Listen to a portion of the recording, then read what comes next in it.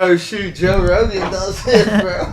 Yeah, no, my first two I didn't, and then these next two. All right, everybody, welcome back to Harbor Discussions. This is episode number 4, and today I'll be chatting with a friend of mine, someone who is well acquainted in the hardcore scene in Maryland.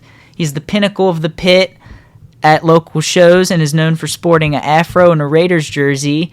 I'm here with Spaceman Sam. How do you pronounce your last name? Celentano. Celentano. I would have said Celentano. Wouldn't have been close too. enough, brother. Yeah, close enough. How bad have people fucked that up before? Messed that up. All the time. Yeah. Literally all the time. Same here, bro. All right. So I kind of wanted to bring up how we got acquainted, which was through my brother Steven. Yeah. He had a spare ticket to Self Help Festival, which is a Day to Remember's festival, and I accepted, and we met at the show and everything like that. Yeah, it was a fun ride up. That was a good day. Yeah, he said that was a tradition, right? With you, is it Michael? That was the first time. Oh, it was the first time? Yeah. No shit. But, I think, Bus came to that show with us. That was fun. And then we got up there. I met my boy Matt up there. Shout out to Matt and Philadelphia homies.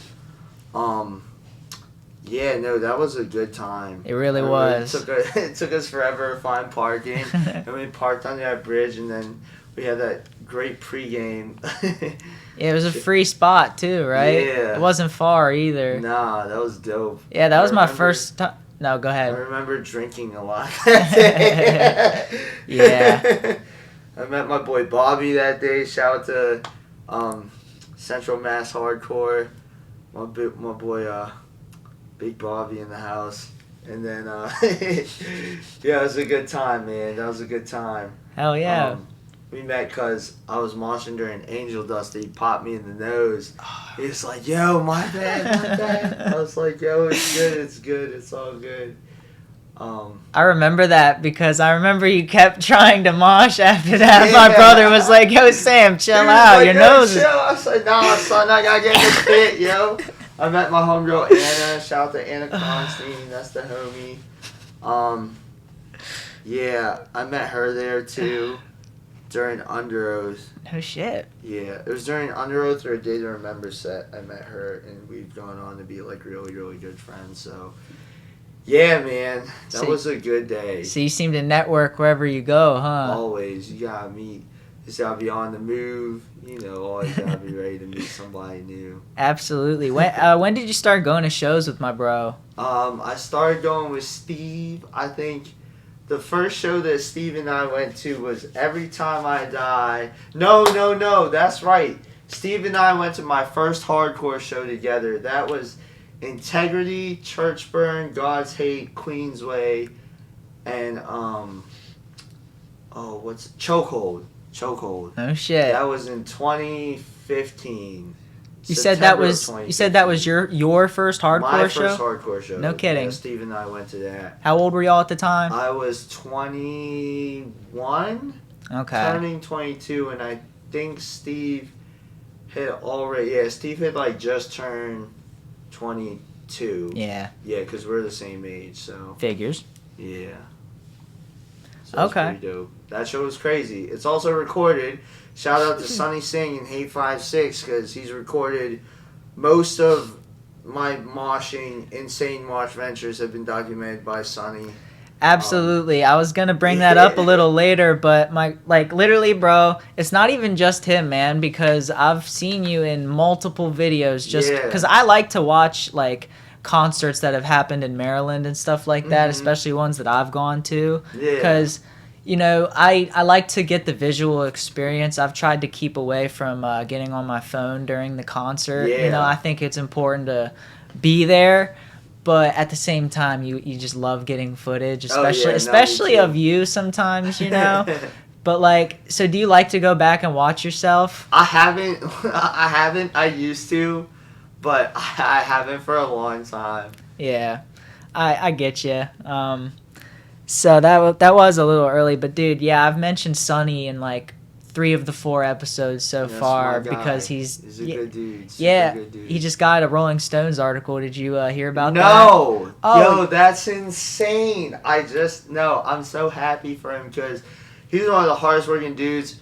For real, you should, if you haven't, you should subscribe to his Patreon. I did that for probably, I would say like close to a year, maybe like 6-8 months, whatever. I was subscribed to Patreon, and it's just all the cool like behind the scenes footage to see like what he's really doing and how he makes all the videos possible. And he had like slow-mo clips. He had like drum cams. The drum cam's like a regular thing now, but he like premiered it there. And you know, it's like you get the videos early, so if you're really trying, like, if you're really thirsting for that, this is hardcore footage, you can get it early in all kinds of shows. But yeah, man, like, Sonny and I were really close. Actually, I'm the one that got him to start coming to Baltimore because we had been talking about it for a while, and then he would come down and film shows that, like, Flax and I were doing, and then he came down and he filmed, what was that fest? Oh my gosh, I'm drawing a blank. Austin's fest. It was Mosh Against Addiction. Yeah, bro. I was gonna say, after Self Help Fest, that's the next time that I saw you. Yeah. So yeah, that was a good fest. Absolutely. But yeah, that was a good time. I had a lot of good times with Austin. He threw a lot of good shows. So shout out to him, Austin George, wherever you are. Shout out to you, homie. Absolutely. I mentioned that on Jake's episode too, because he was there too. So back to Sonny, he's somebody that I would actually really love to get on here one day. Yeah. You know, once I work up and get more of a discography.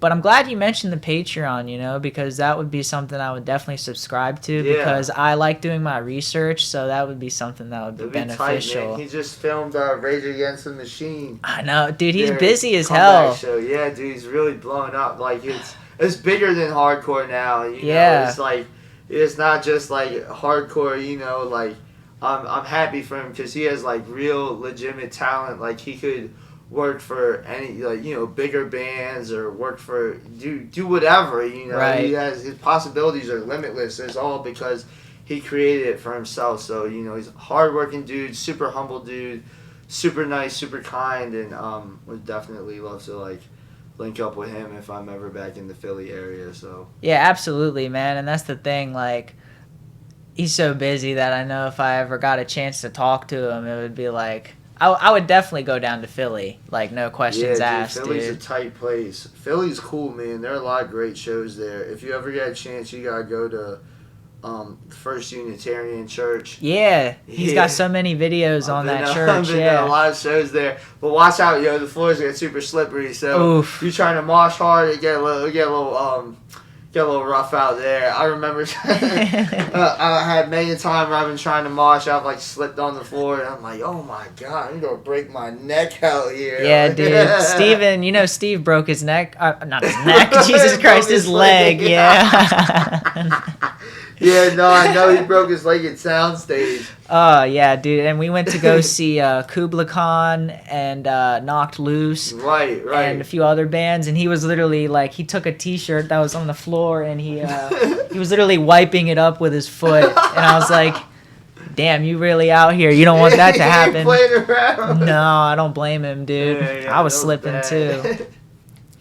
All right, and so speaking of going to shows with him, he told me that he was at a show and that he saw that you were getting jumped by some people, and then he helped you out, and he got a tooth stuck in his knuckle. Yes. Yeah, kind of break down what happened. About that story. Oh no, he was What? When was that? We were moshing. I forget which show that was at. He was moshing and he hit someone in the face. That's what happened. Yeah.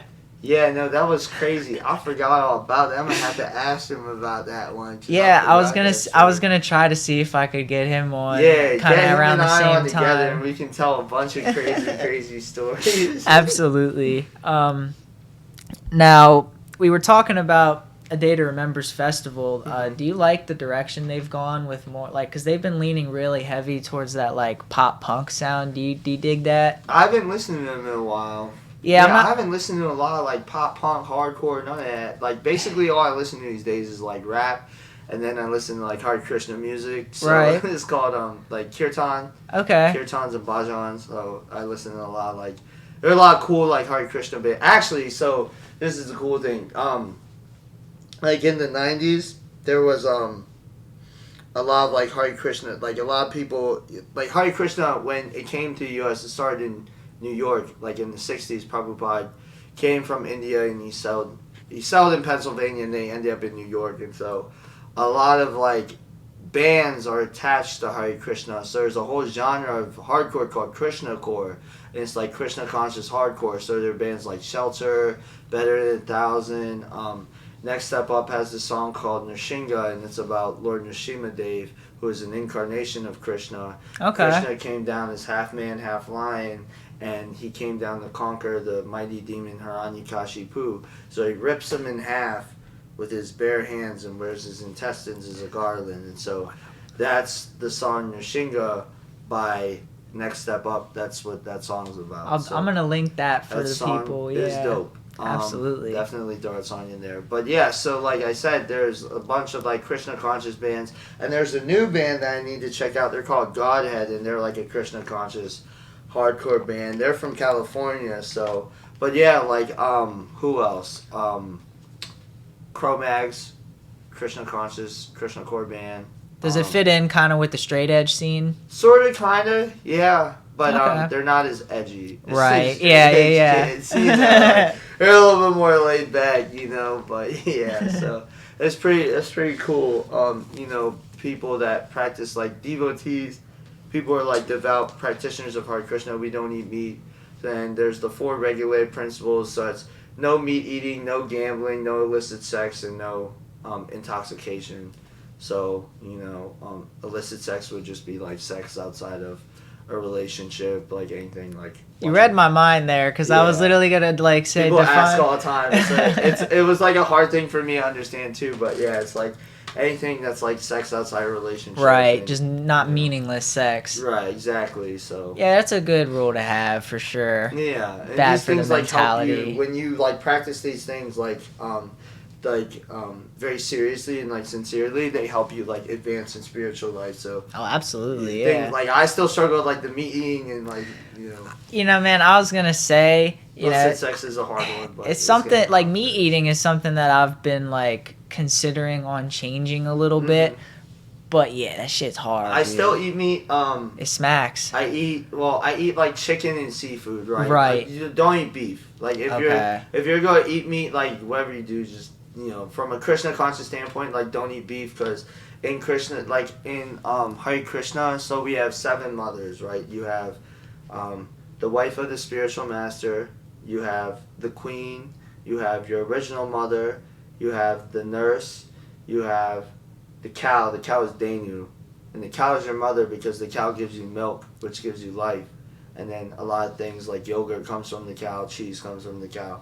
So the cow provides like sustenance, so the cow is your mother. So that sort of stuff's okay from the cow. You just can't like kill the you cow. can and have eat the things meat. from the cow, but you can't eat the cow itself. Right, so people kind of get that confused, I guess, like the really hardcore vegans that like, Yeah. they don't eat eggs, don't eat nothing like that. Right, exactly. So like people are vegan, they take it like a little step further. And Right. They don't eat any animal products, but in Hare Krishna we're vegetarians, so we do eat like you can eat like animal products. You just can't eat animals, right?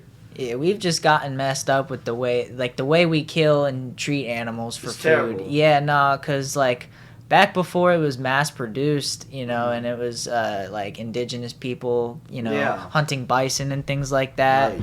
And just people back then just were more resourceful. They used the hides for clothes. They used all the meat. Yeah. Used the horns for instruments. They made Exactly. sure that every part of that got used, and it was Exactly. like they had a respect for the animals. Yeah, They would thank the animals. Like it just gets deep, But when we just push them in a pen, This there's when the settlers came in, and the settlers are ones that started like the mass, like slaughterhouse Yeah. mentality, right? the 'Cause herds. They take herds of buffalo and they just kill them, and they Yeah. wouldn't kill them to eat them. They would kill them because they were the food source for the plains natives, and so they knew to take away their food source. they'd be able to control them more, and then like it would be easier. They basically like starved them to death by just killing all the buffaloes. Right. So. Have you played Red Dead Redemption? I played Red Dead Revolver. Gotcha. So but I know Red Dead Redemption. Yeah, not this isn't much of a spoiler because it's a little bit of a side mission. So in Mm. Red Dead Redemption 2, you ride out with one of your campmates who is he was indigenous, and he's kind of with your gang now, and he takes you on a hunting trip so that you can hunt bison, and he tells you pretty much exactly what I said, that they have great respect for the bison, and they run along dead bison along that people just shot and left, and you end up finding the people that hunted and killed them, and when you interrogate them, they say that they shot and killed them to make it look like it was the Indians. Right, yeah. And that game actually depicts pretty well how bad they were treated back then. Because they would make treaties, and then they would basically have the treaties broken, Yeah, you know. I'm native, so I know.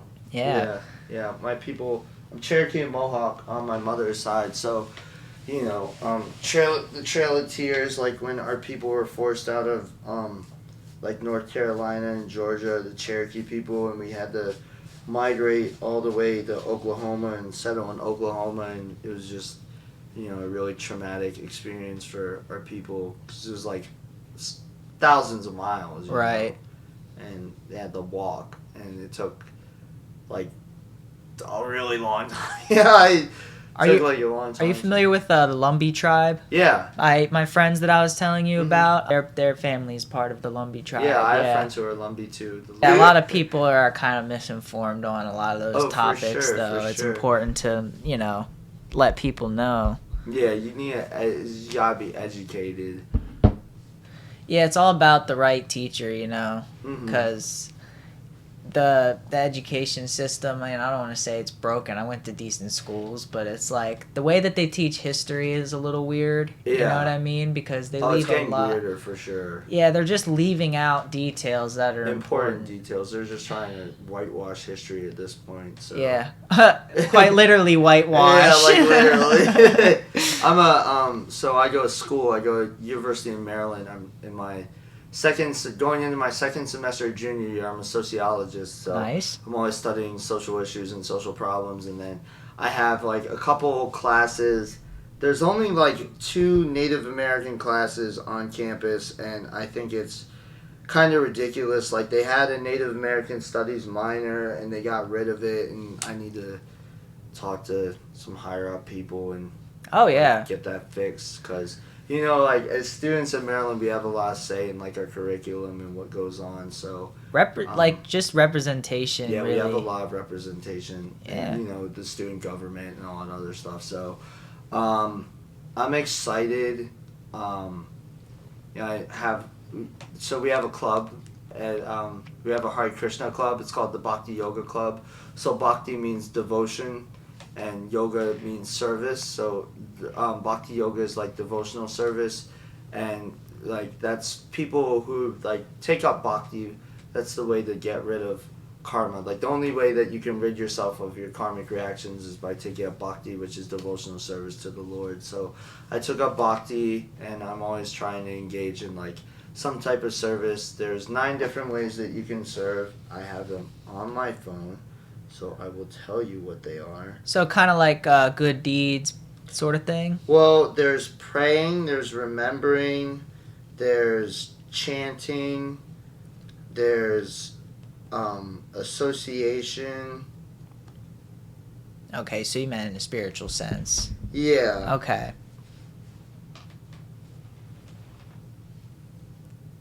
Let me find this. You know, you sort of have to get alone a little bit to really understand chanting and some of the other things like that, Yeah. because I've started to really understand why people do that, you know?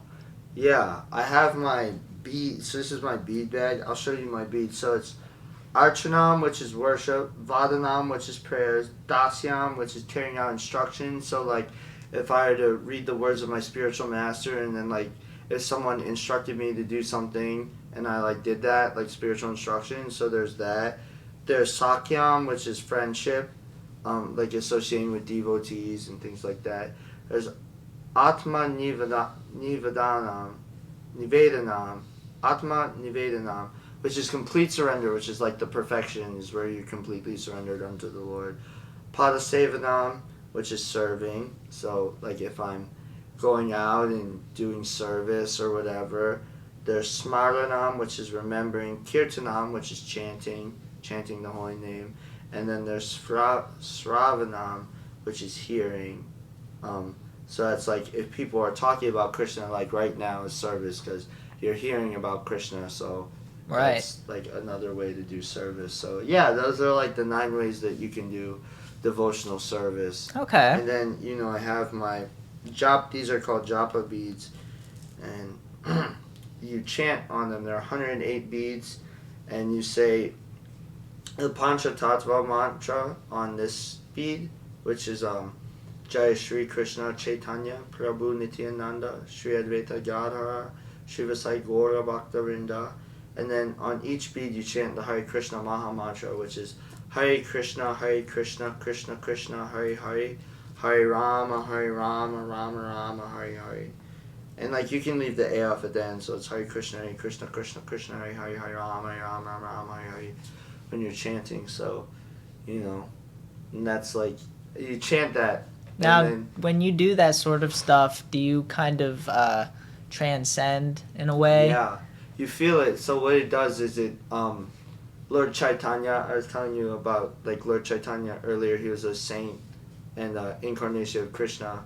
He was around like the 15th century, and so he was important because he spread the love of Krishna all over India. That was like the significance of Lord Chaitanya, and he taught everyone how to like serve the Lord and how we can be like devotees, right? The proper way to be a devotee. So he had this thing called the Shikshastakam, which Shik means 8, or it means instructions, and then Astakam means of 8 verses. So it's 8 verses of instruction, and in the first verse he says, "Glory be to the Sankirtana movement, which cleanses the dust, all the dust accumulated on the heart of all the years." So like when you chant, your heart is like a mirror, right? And it's covered with dust. But when you chant, it cleanses that dust away that's been accumulated for all the years. So it's like, it's purifying. Chanting is like purifying, Do you feel it physically? Yeah. Yeah, you feel it. And you just, like, you want to be good. Like, I remember before I became a devotee, I would, like, chant and, I would feel it. I would feel better. Like, I wouldn't want to swear. I wouldn't want to, like, do any, like, illicit sexual activities or whatever, I wouldn't want to do all these different, like, engage in this deviant behavior, you know what I mean? I was like, I want to be pure.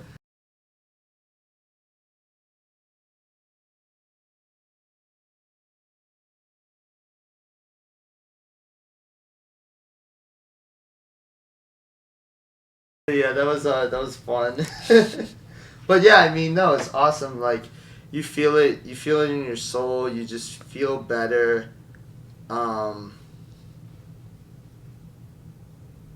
Yeah, you just feel better. Right.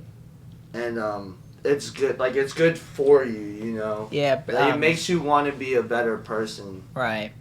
Do you get involved with like meditation and the how do you pronounce it? Halthropic breathing, something? Not so much.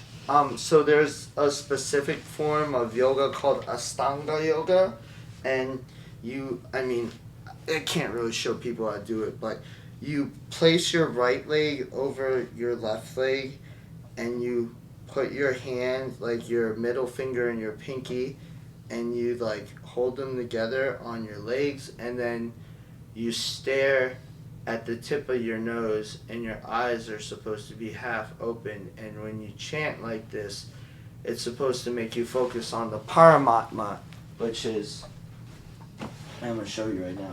So Krishna sits, the Paramatma is the super soul. Here, you can hold this book.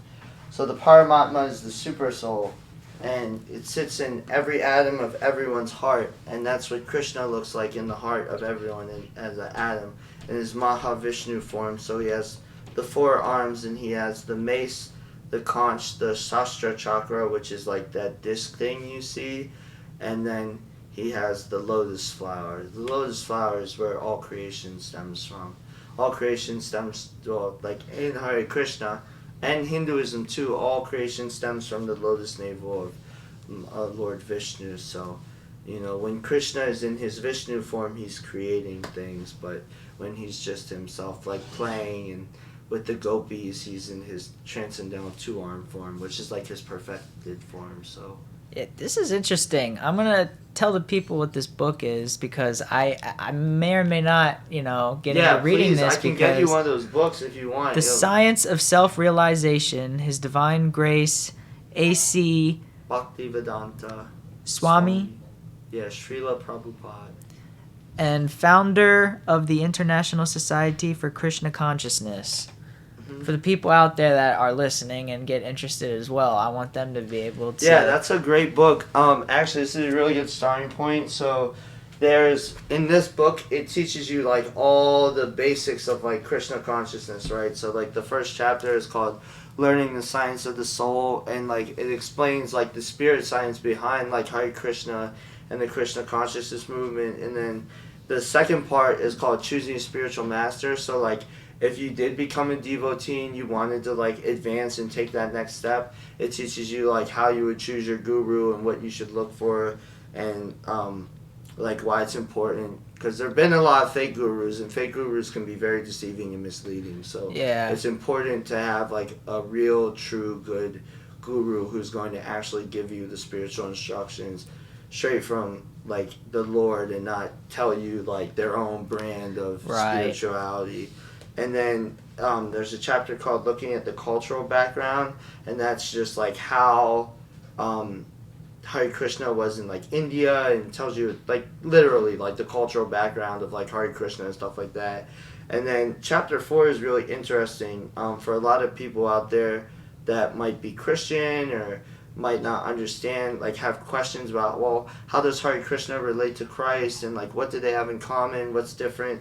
There's a whole chapter called Understanding Krishna and Christ where a lot of those questions are answered, and that's a really interesting one. So you're saying these go hand in hand, sort of? Yeah. This book is just like super good, like beginner's book, and I read it, I learn a lot from it. And then there's Practicing Yoga in the Age of Coral, because like right now we're in Kali Yuga, which is the age of coral, where people are always in conflict, and they're always like fighting and bickering. And the age of Kali Yuga is supposed to last for 423,000 years, so kind of stuck. But the way to transcend Kali Yuga is by chanting the holy name.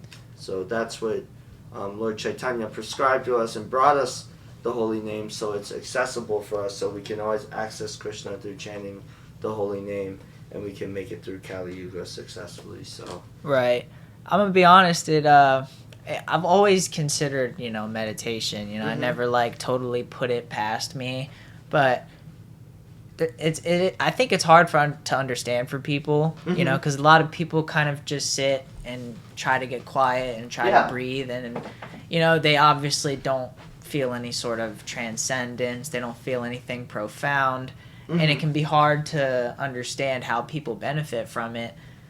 I don't know if I'm going to keep this in, but as I was saying, recently I've been experimenting with psilocybin. I was at a friend's house, and I was sitting with him outside, and my chest was feeling very heavy kind of the whole night, and I was a cigarette smoker. I'm quitting now. I'm trying to quit. Yeah, cigarettes are bad, so definitely quit. Well, I'm also going to be smoking cigars, so it's not the best. But either way, it's like my chest was feeling heavy when I was sitting outside with him, and he lives out in the sticks, so it's pretty quiet. Now,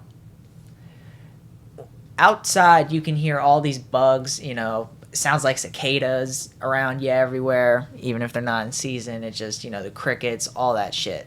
I'm sitting outside with him, and my chest feels heavy, so I start to breathe and focus, and then all of a sudden, everything around me got very quiet. And it was like the first time that I ever really understood what breathing can do for you and what meditation can do for you, because it made the entire woods around me silent for a few seconds, and it was a big realization for me that it actually can work. But it's like you have to put a lot into it as well. You have to gotta focus. You have to put you have to put your soul into it as well. And I realized that, are you familiar with Joey Diaz? Yeah, Uncle Joey. Yeah, absolutely. Yo, I love Uncle Joey. He's he was raised on like Santeria and stuff like that. Yeah, and that's right. He talked a lot about how he was raised to have like an altar where he puts his saints or whatever, his stuff, and he has a box called his soul box where he puts things that mean something to him in it. And it got me thinking that I was raised Catholic, so that's where a lot of my faith comes from. Yeah, but I'm pretty open at this point in my life. You know what I mean? I sort of I grew away from like the institution of the church. We just kind of stopped going, but I mean, there's just a lot wrong with the institution of the Catholic Church.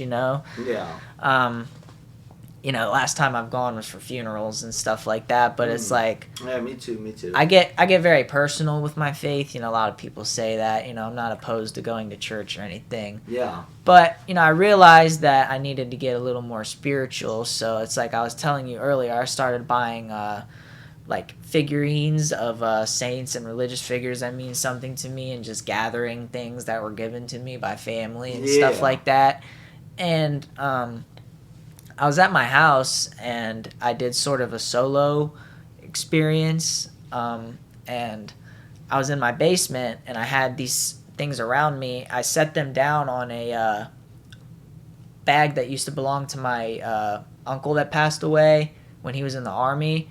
And I laid down like a Bible that my godmother gave me, a rosary from my grandfather's funeral, like a seashell I had picked when I was a kid, just all this stuff, eagle figurine. What's interesting is I had a San Juan Diego figure, and he had the apparition of Our Lady of Guadalupe. Right. So, and his native name actually means eagle who speaks. Oh, wow. And my dad is super into eagles, so it was like, it's like I said, it's a weird tie-in because my name's John or Juan. I was born on the feast day of Our Lady. Juan saw the apparition in December. It's it's like all these things. So I get very spiritual with those sort of things. And the cool thing about Krishna consciousness is you're not like converting, right? Like you can, like Prabhupada. Here, I'll tell you something. So like Prabhupada talks about it in this book. He was talking to this monk, this Benedictine monk, and he told him. He was like, you can just chant the name of God. Like, you can chant, like, Christ, Christ, Christ, right? Like, we chant Hare Krishna, Krishna, Krishna. Like, you can just chant, like, Christ, Christ, Christ, and, like, follow the 10 Commandments. Right. Like, to the T.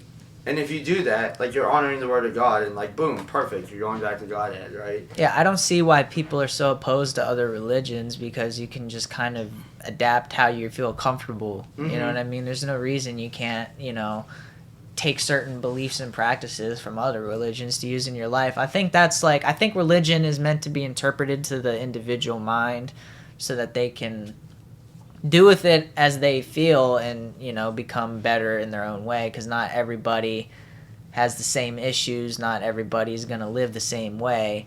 So, people interpret things very differently based on how they live, Yeah, and like the cool, like I was saying about Krishna consciousness is it's like you don't have to, like, you can be Jewish, you can be Catholic, you can be, oh, sorry about that. No problem. You can be 21. Jewish, you can be Christian, you can be Catholic, you can be Muslim, like, whatever. And as long as you're, like, basically what the point of Krishna consciousness movement is, it's a spiritual movement. It's not like an organized religion or anything.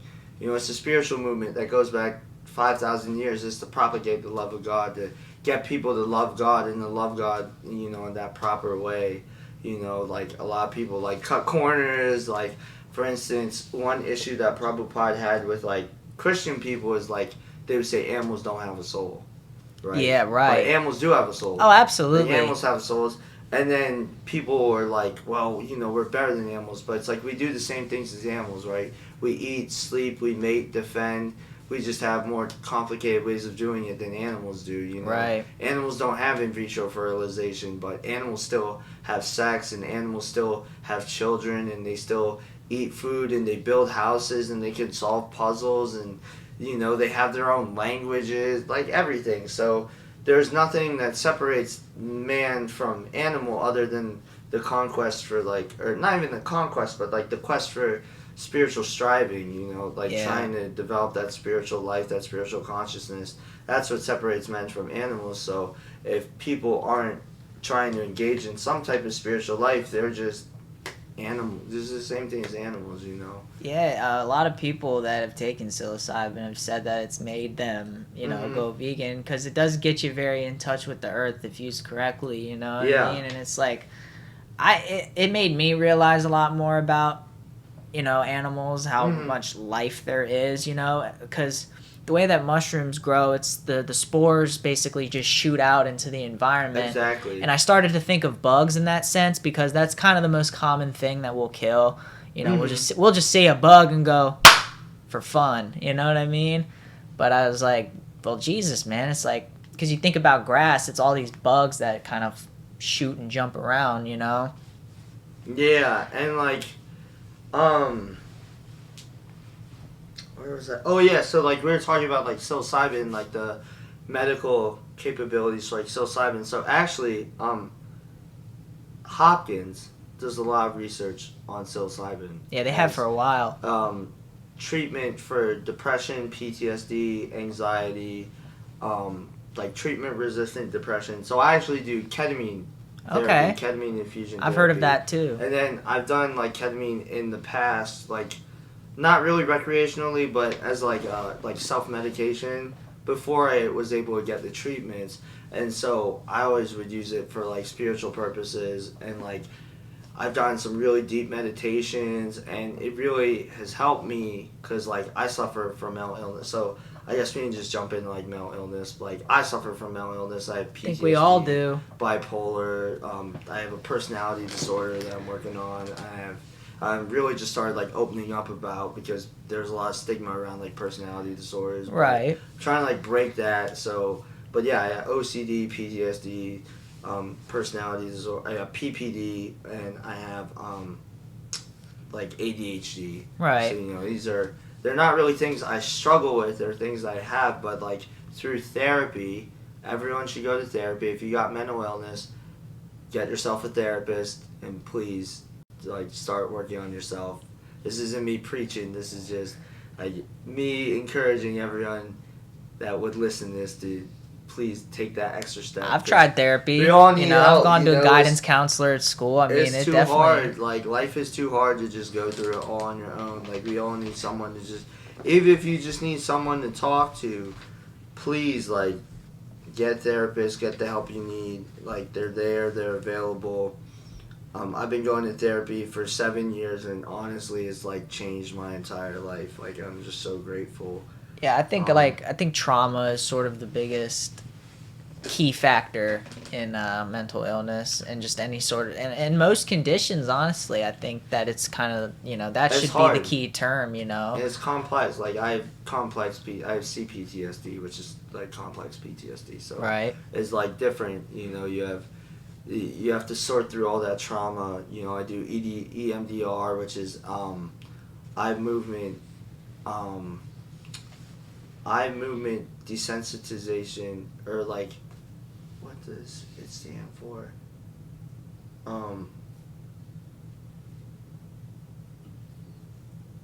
Like it's like eye movement desensitization.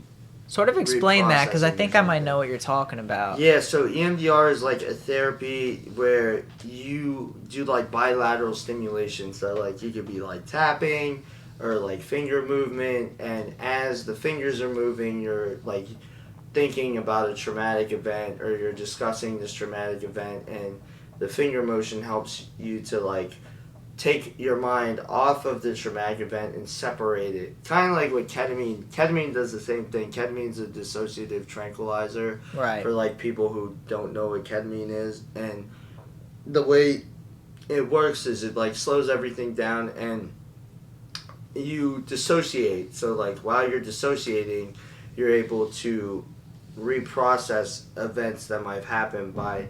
It's like if you're watching a movie and you're in the movie, right? But you're taking yourself out of the movie and now you're in the seats and you're watching this movie of yourself. Right. So you're seeing it from a third person perspective. So that's what ketamine does. And it's really good for like reprocessing traumatic events, for doing all sorts of it's good for mood management. Like I have bipolar, so it's helped with like the mania. Like I'm not experiencing, I don't have like crazy mania anymore. My mania used to be all over the place, but it's been like very much under control. So it's it really helps. It's expensive. If anyone needs help, like if anyone is interested in ketamine, like please, if you know me, reach out to me and I'll help you get in touch with the resources you need. My clinic actually just started accepting insurance, so that's good. Yeah, we were talking about this before we started recording, but there's the use of these drugs for like partying and recreation, and then there's a use where you get spiritual and things like that, and that's where they become beneficial and more medicinal. And I think that it's not just ketamine. Have you heard of the Netflix documentary How to Change Your Mind? No. It's got I think it's 4 episodes. It was psilocybin, LSD, MDMA, and I think it was mescaline. Nice. But you can include ketamine in this as well, and they mentioned all these different sorts of therapy treatments that they're trying. And what they do is they really allow you to kind of break down. So you kind of, the way you would normally see life, like the barrier you put up in your head just goes swoop. Yeah. And then anything that you normally tend to push away gets brought up, and you can't really push past it. Mm-hmm. So if you don't try to fight it, you can work these things out, and it's kind of silently in your head. You can get very primal. You can dig back in. I was funny enough watching The Wire. Yeah. And I started to realize that I had seen like The Wire on TV before as a kid. You know what I mean? Because just the shots of the streets of Baltimore, the more I kept seeing them, and then once I kind of touched down a little, I was like, I that's too familiar. You know what I mean? Like I know I haven't walked east and west Baltimore. Yeah. You know what I mean? But like that shit is familiar. It can really break down what you don't normally look at. Yeah, most of my my family is from South Baltimore. My grandmother is from South Baltimore. She grew up on North Mount Street. Shout out to South Baltimore. But yeah, it's just like it's a crazy place. Like most of my family lives in the city. My mother grew up in Northwest Baltimore in Park Heights, and I still have family in like West Baltimore, but it's just like it's a different country almost. Like it's totally different, especially from like you're from Westminster, so like that's just like uncharted territory, and like it's not a place where people want to go. Like you don't want to be there. People that live there, they just happen to live there and they make life work, but it's hard because there's like I was talking earlier about how I'm a sociologist, so like one issue that's very pertinent to me is like food deserts. We have a lot of food deserts in Baltimore, and so for people that don't know what a food desert is, it's an area where there isn't a grocery store or any place to get food within like a mile or like 2 miles or something like that, a certain mile radius.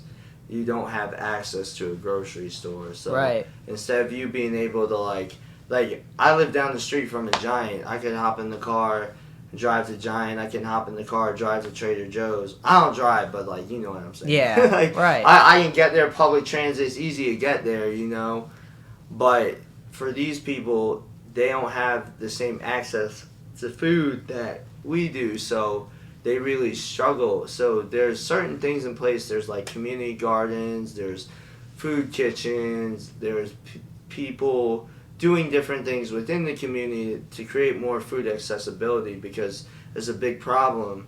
And kids, they go to school, they're hungry, they don't have food to eat, their parents can't get food because they don't have the transportation to get to the nearest grocery store. So yeah, a lot of people really have probably what's too much judgment for Baltimore. For sure.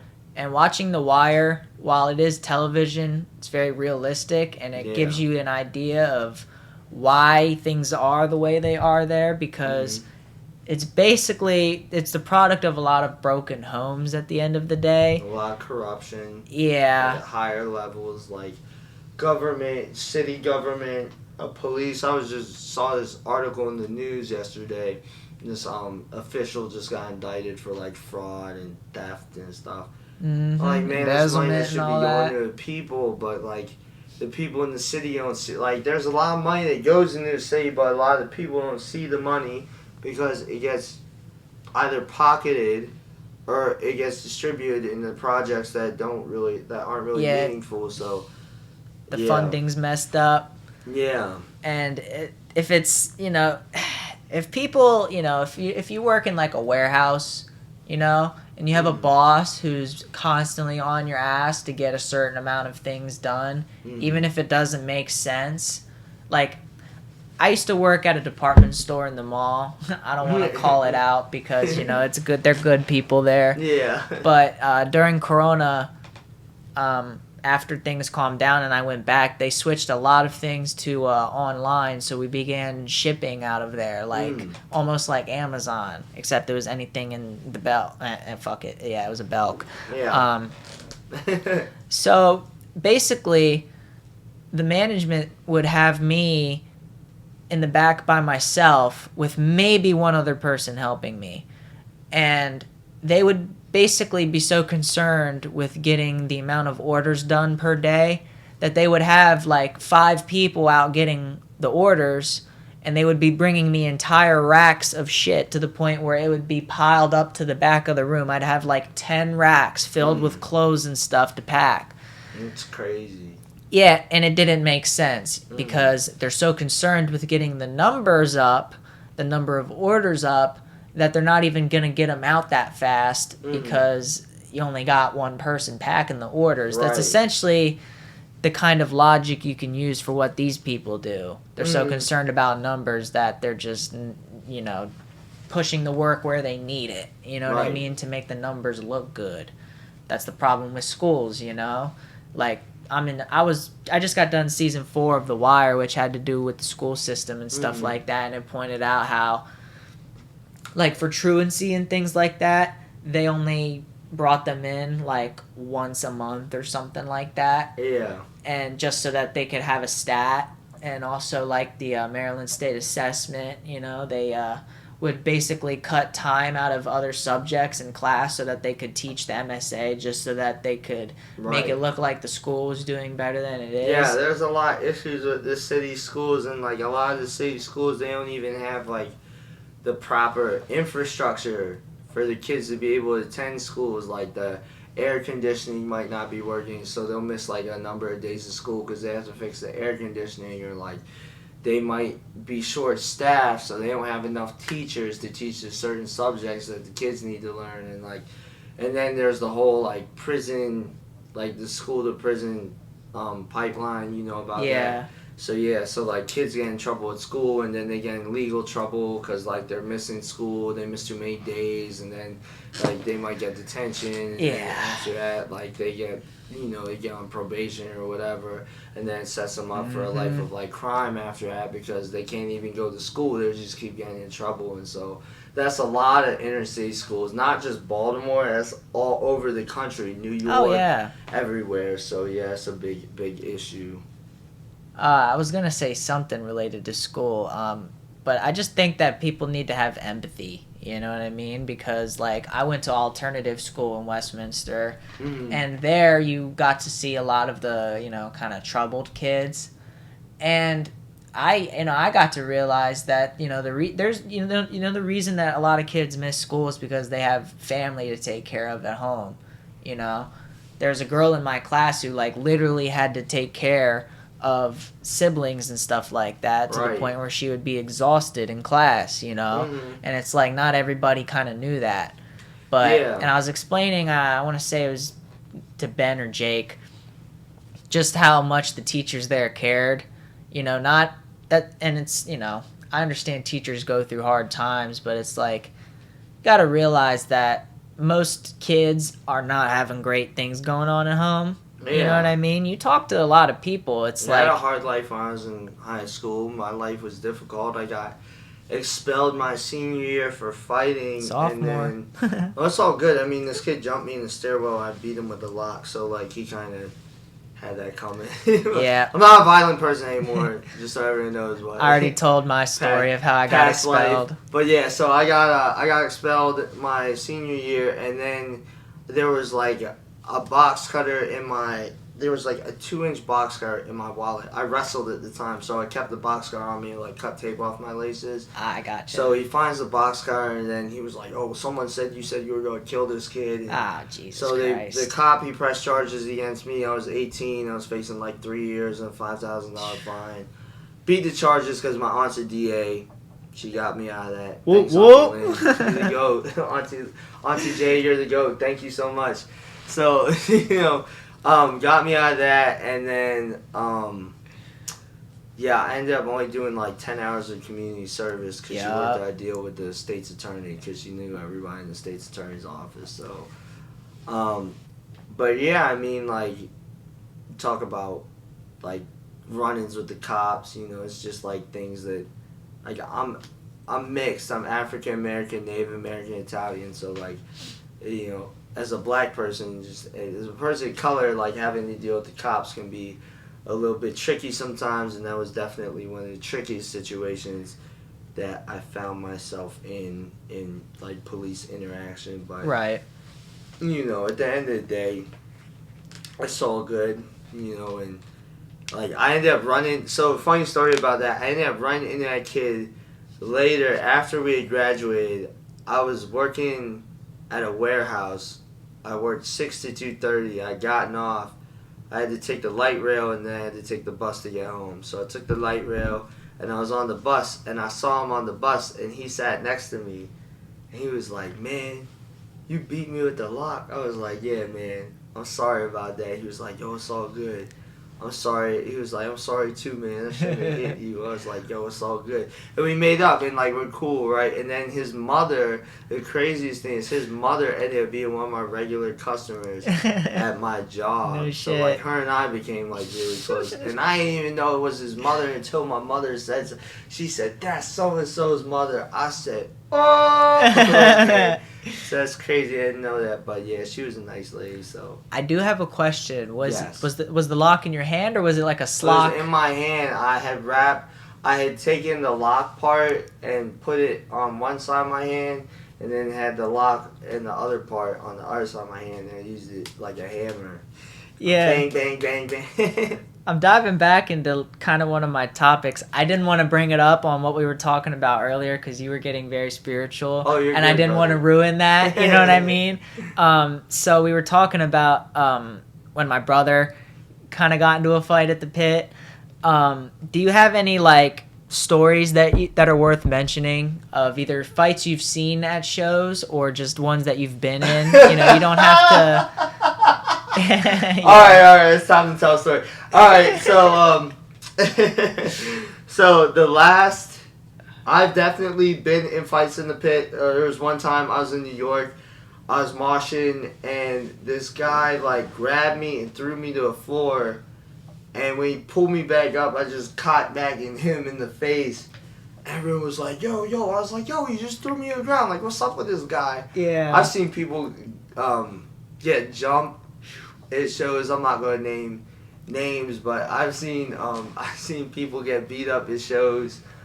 I've seen all kinds of crazy things happen. Like I remember one time, me and the boys. I was with my boy Casey.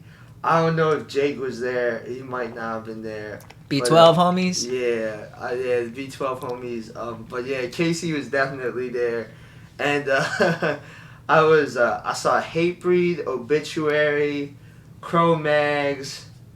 Fit for an Autopsy played, but I missed him because my homeboy came late with the ticket, so I had to get the ticket from someone else. And I ended up missing Fit for an Autopsy. Shout out to the homies Joe and the homie Pat. They're good homies from Fit for an Autopsy, so love you guys for sure. Yeah, so I was at the show, and Hatebreed, it was their 25th anniversary show, and they were playing Smash Your Enemies, and I was going berserk. Like, Hatebreed's playing, I'm moshing my butt off, and this guy grabs me, and he's like, hey, no karate.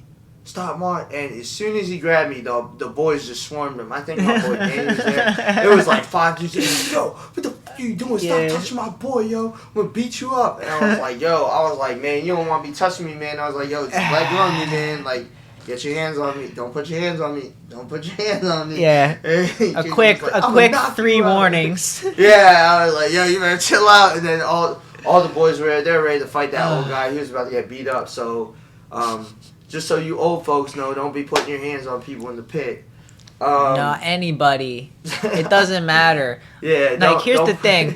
People have to remember that not everybody might have your morals. Right. You know what I mean? Like, little kids. You know what I mean? When people are moshing, bro, leave them alone. That's good advice. In general, like, you're at a hardcore show, just let the moshers mosh, man. Like, we just be doing our thing. You know? Yeah. And especially, I've been hemmed up for moshing too reckless, like, all kinds of things. I've had people try to fight me. There's a video, and this is hardcore, where I was moshing on stage, and I guess, like, this dude came over, and he tried to, like, back fist. He back fisted again, and he's trying to hit me, and I'm just back there, like, back, Do you remember what band it was? Yeah, it was Laid to Rest. Okay. Oh, no shit. Okay, that was one of my favorite sets that I watched. That was, Is that the one where they were throwing the money at the beginning? I think so. Yeah. They might have been doing it. Laid to Rest is crazy. I've seen that band, like, 4 times. But, yeah, band's nuts. I've seen so many crazy bands, so many crazy shows, so many crazy things happen, like, beat my friends up. I remember one time there was a show at this church in PA, and, I forget. Oh, B12 played that. It was B12, Foreign Hands, oh, God. Suffer Through. Let's see if I can remember who else played that throw. E-Ray. It was E-Ray's first show. And somebody left a cardboard box in the corner, and I picked the cardboard box up. It was whacking people with the cardboard box. There's a picture of it on my Facebook. That's really funny. I've seen some wild videos of beatdown shows where people are swinging brooms, throwing trash cans. I've thrown a trash can. I went to a show in Pennsylvania. My other nickname is Trash Can Sam because I used to always joke about throwing trash cans, but then I actually did throw a trash can. Nice. I went to a show in PA. It was like a mini fest. It was in Wilkes-Barre, which is a crappy town. Sucks. Scranton sucks. Anywhere in like Northeast PA is like straight garbage. Scranton Joe. Sleepy Joe. But yeah, so I went up there for this show, and E-Ray was playing, and I got super hype, and I picked the trash can up. This is back when me and Clemmo were still friends, and I picked the trash can up, and I yeeted this trash can at these kids. He was like, man, like, what are you doing? And I was like, yo, I'm sorry, man. I just got overtaken by the Holy Ghost of hardcore, and I just had to yeet that trash can. I picked all the trash up, man. It was fine. So it's unfortunate that you happened to be the target. Yeah, of I was my like, misfortune. Poor suckers, you were just in the way, but that trash can had to go, and that was the only time I ever threw a trash can. That trash can had to go. He was causing a scene. Yeah. That just reminds me of like just being dumb as hell, and like me and my friends would just like occasionally fight a bush. Yeah, bro. Like, you ever jump a bush with 3 people? Like, kicking the bush, fucking, and then the neighbor sees that you're kicking her bush and you have to run. Yeah, or like, why are you hitting my bush, man? Or just like walking down the halls of high school after lunch, and then like, I remember just having like half a water bottle in my hand, and I don't remember if I or my friend said this, but it was just like someone was like, "Throw it."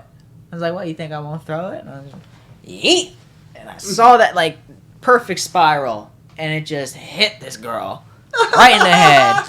Didn't hurt, but yeah, no. There's something about high school where you just throw shit, and like Bro, school just encourages you to throw shit.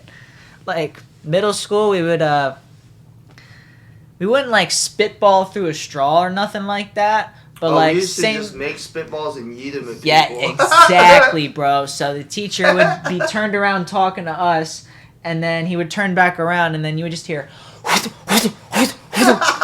Occasionally, someone would be brave enough to fucking throw one at the board. But yeah, it's just that just. Yeah, I was geeked out in high school, bro. It was just all kinds of just ridiculous stuff. Like we were super rowdy. Yeah, I chilled out. I was a class clown when I was in high school. Right. But I was just trying to get attention because I wasn't, home life was rough, so I would go to school, and school life was rough, so life was just hard. Life was hard. I sort of feel that, you know.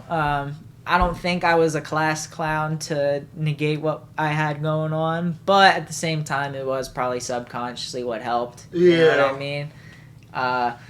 But yeah, I chilled out after I got expelled. Well, actually, before I got expelled, I chilled out. I'm not going to tell the whole story again, but basically, I gave a BB gun to somebody at school. Oh, no. It couldn't even shoot pellets. I know it's still, like, stupid as hell, but yeah, that's all that happened, and, yeah, but before that, I had chilled out. I was in ROTC, you know, but I just realized, like, yeah, I should probably stop giving these teachers a hard time. After getting called into the office, like, a certain amount of times, you know, you're just like, I ain't really trying to hear this assistant principal complain again. Oh, yeah, so I want to bring this up about my, like, expulsion, right? So, when I got expelled, I had to do, like, a review to see if I could still graduate. Like, originally they were just like, you're expelled indefinitely, but you can still graduate. That's what happens when you're a senior. Alright, perfect. I was like, I don't care, as long as I can graduate, that's all I want. Like, so then they did the review, and they were like, tell me about this guy, and they were like, yo, this guy is like the craziest guy, he's super mean, like, he's super strict. He gives, like, the worst reviews. They're like, yeah. So I go in there and I sit down and he has, like, my whole freaking high school life portfolio there. And he looks at it and he's like, so, like, I don't understand. He was like, you're a really smart kid. You get really good grades. He was like, you know, what happened? And I don't know if he asked me what happened or not. He was just like, you're really smart, you get really good grades, I can tell you're not a bad kid. He was like, I'll reduce your suspension to 45 days. If you want, you can go back to school. I was like, no, I'm good. No, I'm good. Just like, at the time, all I did was like,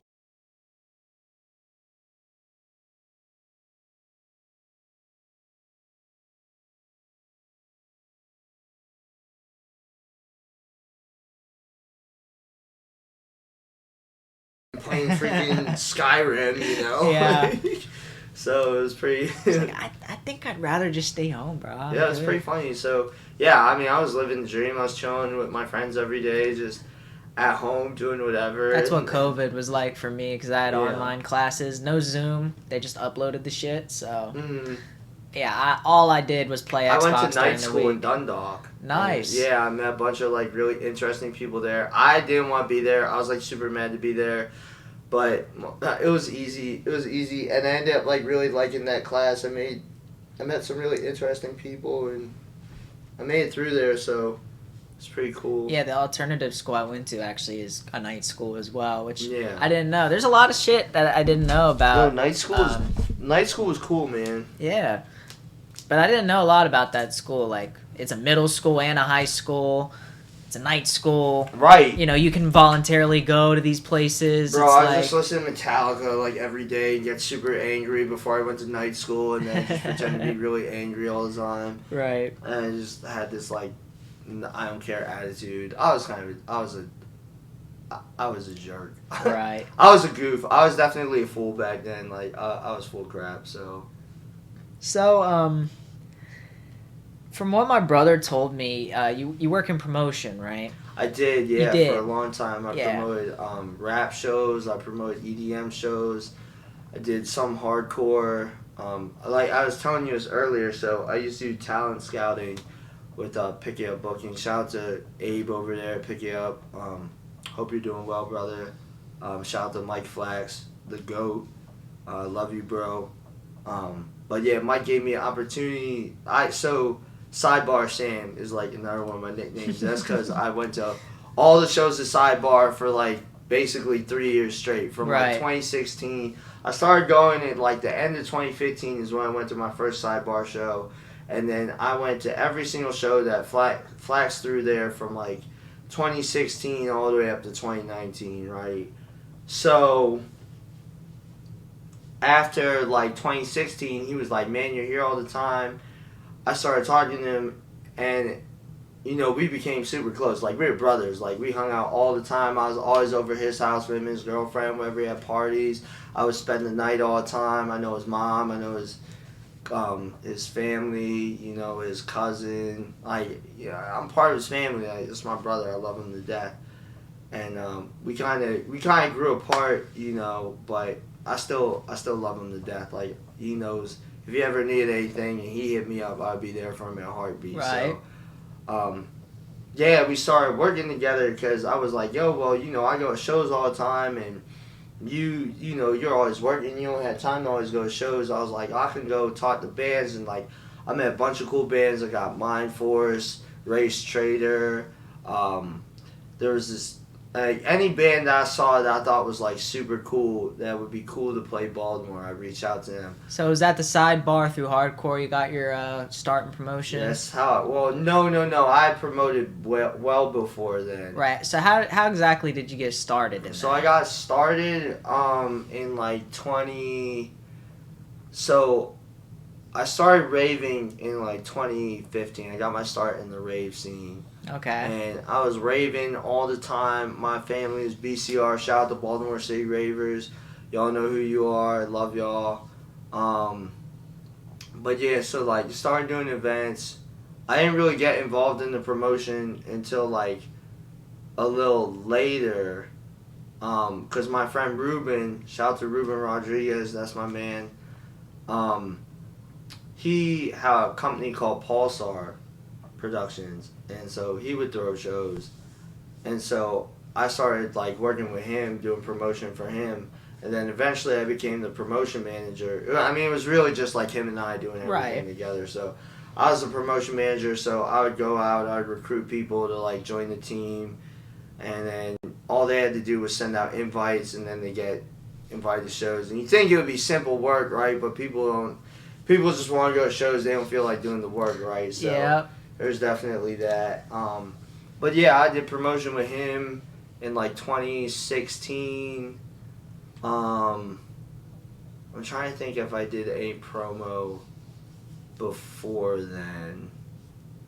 So I did promo with him. And this was the rave scene? Yeah. Gotcha. Cool. Yeah, and I do like little of like things for my friends here and there, like if they need me to help find DJs and stuff like that. Yeah, I was going to ask if you kind of threw together like these unofficial events before you really got into a professional side of things. I threw like one event by myself. Okay. It was in like 20... Actually, shout out to homie Sean over at Raven Inn. He the GOAT. Sean, I love you, man. Hope you're doing well. My friend's band was playing. They were in town from Detroit, and I was trying to put a show together for them. They changed the name of the band. They were like, I forget the name. They were like the something Pixies, something like that. Okay. But I forget the name of their band. It was my friend Sam. Shout out to Sam Naples and Summer Krinsky. My homies in Detroit. Love you guys. Yeah, they had a band together. It was the Pocket Pixies or something like that. Okay. Yeah. But they had a band together. Pocket Candies. That was the name of the band. Pocket Candies. Yeah. So that was their band. It was the two of them. They came through, and they played a show here It was like literally no one showed up. It was just like me. It was my friend Holographic Sticker Club. My friend Jenny played that show, and shout to Francis, shout to Jenny. Love you guys. Thanks for helping that to happen. And then Pocket Candies played, and then this other guy, he was like a one-man band. He was like playing the saxophone. It was cool. Nice. Some Wolves. I have the flyer somewhere. I have a whole container with like all old like set lists Nice. and merch and flyers that I've collected. That's tight. Yeah, it's tight. If I could find it, I would break it out. But yeah, no, it was cool, man. I got that going on. These rave shows, how underground were these? Like, what was the kind of environment that these shows were being thrown at? Because I know that they can get like kind of super underground warehouse, all sorts of unknown locations, you know, almost kind of like grimy spots, you know what I mean? Yeah, no, so there were, there's this place called Graffiti Warehouse, that we used to go to. It's over on, there was another warehouse called May Street Warehouse that we used to go to. That place got shut down. That place was really cool. They had like couches and stuff. I'll tell you some more stories about that in a second. But graffiti, we used to throw shows there. And then I'd go to Philly, I'd go to New York, I'd go to Virginia. I'd always go all over the place for raves. So yeah, I go all kinds of different spots. I go to Philly. Philly has some really sick raves. We went to this one warehouse spot called God's, what is it called? It was like what is it called? It was like God's Basement. Yeah. Sounds a little familiar. Yeah, it was I don't know pretty if it's rad. just from seeing it on your Facebook or something. Probably, bro. Yeah, the spot was pretty rad. I went there one time. And then we used to go to the Paradox all the time, which is like a little nightclub. It's not around anymore. But that was the spot. We used to go there all the time. I've been to probably like hundreds of raves Right. there. It's something I've considered kind of getting into. I used to get into like trap music and EDM back in like middle school and stuff like that. And I have this big vacation that I got planned in October Nice. to mid-November.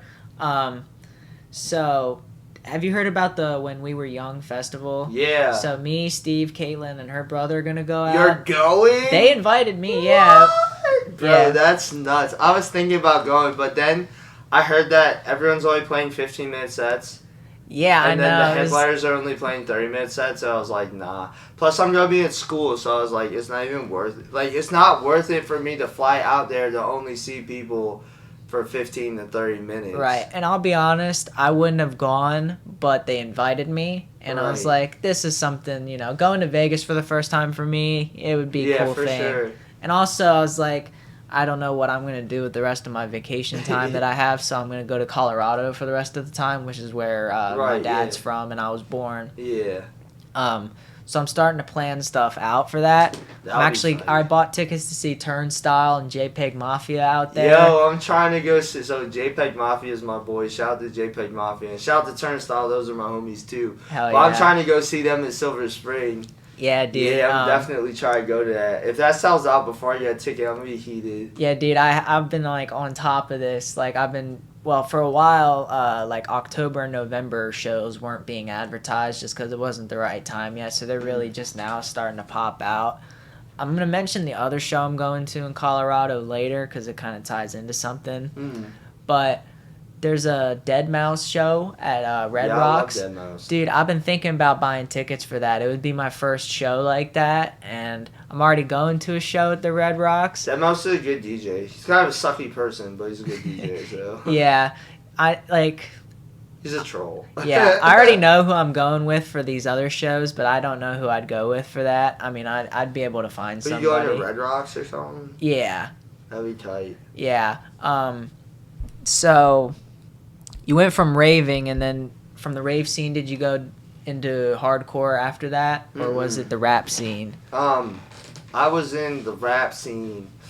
So, I got into rap like I'd say around 20. Well, I've always been into like rap and hip hop. I just grew up with that stuff. But like I got into, so my friend Bart Shiflett, shout out to Bart, shout out to 66 Raw, shout out to Bright. She's the GOAT. Bright's the GOAT. Bright, I love you. But yeah, so I got into promoting with Bart. I think I met Bart through a hip hop show at Soundstage. So I used to promote at Soundstage. I promoted Soundstage for like a year, and then Okay. I got into a fight and I got banned. And literally everyone that knows me knows the story, so I'm not going to tell the story. But Right. like, got into a fight. I got banned. I've been trying to like fight this band for like years. So were you working in direct with Soundstage, I or was was a it more? promoter for Soundstage. So kind of define like how that relationship works. So you're not working directly I don't with. work for the venue. I just promote shows for the venue. Right. But what that did is it gave me access to all the venues, because then I can go to any venue for free as long as I'm promoting Soundstage shows there. So I would go to every show. I got into the last Yellow Card show. Nice. Yeah, that show sold out. I got into that show. I got into Lil Uzi. That show sold out. No shit. Okay. Yeah, I saw Lil Uzi. I saw Jadakiss. I met Jadakiss. Tight. He's super dope. I saw Xavier Wolf. I saw Suicide Boys. Mm-hmm. I met them. I met For Xavier real? Wolf too. Yeah. All right, you know what? We can dive into that early. That's who I'm going to see. I'm seeing the Grade A tour at Red Oh, you Rocks are? November 1st. Yo, Yeah, that's dope. I'm Yeah. trying to go see them again. Those are my peoples. yeah. They're It's good homies. It's gonna be Suicide Boys, Ski Mask, The Slump God, Snot, DJ Snot's Scheme, and Knocked Loose. Yo, that's wild. I What? know. Suicide Boys and Knocked Loose? Well, yeah. that's Are you it. familiar with the Grade A tour the past couple years? Yeah, They've had kind of a history of Yo, having they just did a hardcore tour bands. with freaking Chief Keef, yo. Yeah. Chief Keef and Turnstile. That Yeah, was and they've had crazy. Trash Talk on their tours as well. Yeah, I saw that. That's crazy. I Yeah. haven't been to any of those shows, but like I said, I've seen Suicide Boys. I know them. I met them back in 2016, when they played at Soundstage. So that was tight. Hell yeah. Yeah, I had a great time. But I haven't seen them since then. I've been trying to see them, so Hell yeah. yeah, try to see them again. But yeah, like JPEG, I've known JPEG since 2015. Nice. He played at this venue called The Crown, which is like the small little like bar. Korean. It's a bar and a lounge and like a Korean restaurant. So bottom floor is a Korean restaurant, and the top floor is like a big lounge and bar area. I could see him playing a spot like It's super that. tight. So he played that, and then he opened up for Xavier Wolf, and that's where like I met Nice. him. Yeah. Yeah, I'm So excited. I know JPEG. JPEG's the homie, man. He's Yeah, a I'm good gonna- dude. Yeah. I'm going to be doing a podcast when I come back, and it might be my first solo one, but I'll be talking about all those kind of experiences. I might try to get some footage too. Yeah, that'd be But- tight. Yeah, I'm excited for that. So, would you say that promotion is like sort of inseparable from booking as well? No, you can promote and not book. Right. Booking is a different thing. Did you ever altogether. get into that? I learned how. Flax taught me how. Okay. But I never actually did any booking. I by gotcha. myself, yeah. Okay, would you say that it's easier to do the promotion? Promotion. It's different. I wouldn't say it's like easier. It's a different skill set. Like booking is a little more in depth because Right. like you're talking to bands and you gotta work out like pricing and you gotta find tour packages and you gotta make offers and you gotta do all that stuff. deeper. Right? Yeah. Got But it. like with promotion, you gotta really be like dedicated to it. It takes a lot of time and energy. The people think it's pretty easy, but like you gotta be No. consistent with it, or it doesn't really work And you out have the way to- you want it to. So, with promoting, was it a lot of like social media? Were you doing flyers? Like, what kind I've of done shit were you flyering. I've done social media. It depends. You know, like, yeah. I've done both. Social media was pretty. Well, it was easier when you didn't have a limit on. So Facebook made it more difficult for like people to promote because they put a cap on how many invites you could send at a time. doing? Yeah. Really? So it's only like you can send like 500 invites like a day, and before you could send like 1,000 or whatever. But They did that, so it makes it more difficult because they said people were like spamming people. But yeah, that made it a little bit more difficult for things for people to promote. Right. Is part of the difficult process in promoting trying to like get something that will get people's attention, or is it just about getting the right crowd? It's getting the right crowd, and then the numbers, like getting to enough people, is the hard part. Okay. And you have to you need time to do it too. You can't be like, I got an event in a week, like 2 weeks out, and just start promoting 2 weeks out. You gotta be promoting months ahead of time, and then you ramp it up as it gets close. Like you ramp it up as it gets closer to the event. Absolutely. And you gotta be consistent with it. Like a lot of people aren't consistent with it, which is why it's hard. Yeah. They want the perks of being a promoter, but they don't actually want to do the promotion. So. Right. Yeah. Yeah, it can be hard to get that consistency at first too, because you got to try to figure out, what your layout is and everything like that. Do you mean consistency just like getting enough shows, or just consistency in doing things the same way? You have to promote consistently so when I talk about consistency in promoting, you're sending out those 500 invites every day. Got it. Like every single day. You're like going out and flyering every day. Like when I promoted with Pulsar, I had posters, I would have flyers. So I would go to businesses, like venues, see if I could hang up posters, flyers. A lot of the spots in Towson were super cool. Like the other side, shout out to them, they're super cool.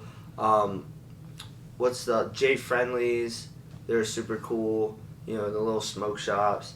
My friend used to have a smoke shop. It was Ross and Natty's, and then before that was Jamaica Junction. It was the OG spot. Nice. But yeah, like they would just let me go, put up flyers, whatever. Were these like DIY flyers, or were you going to a place to get these done?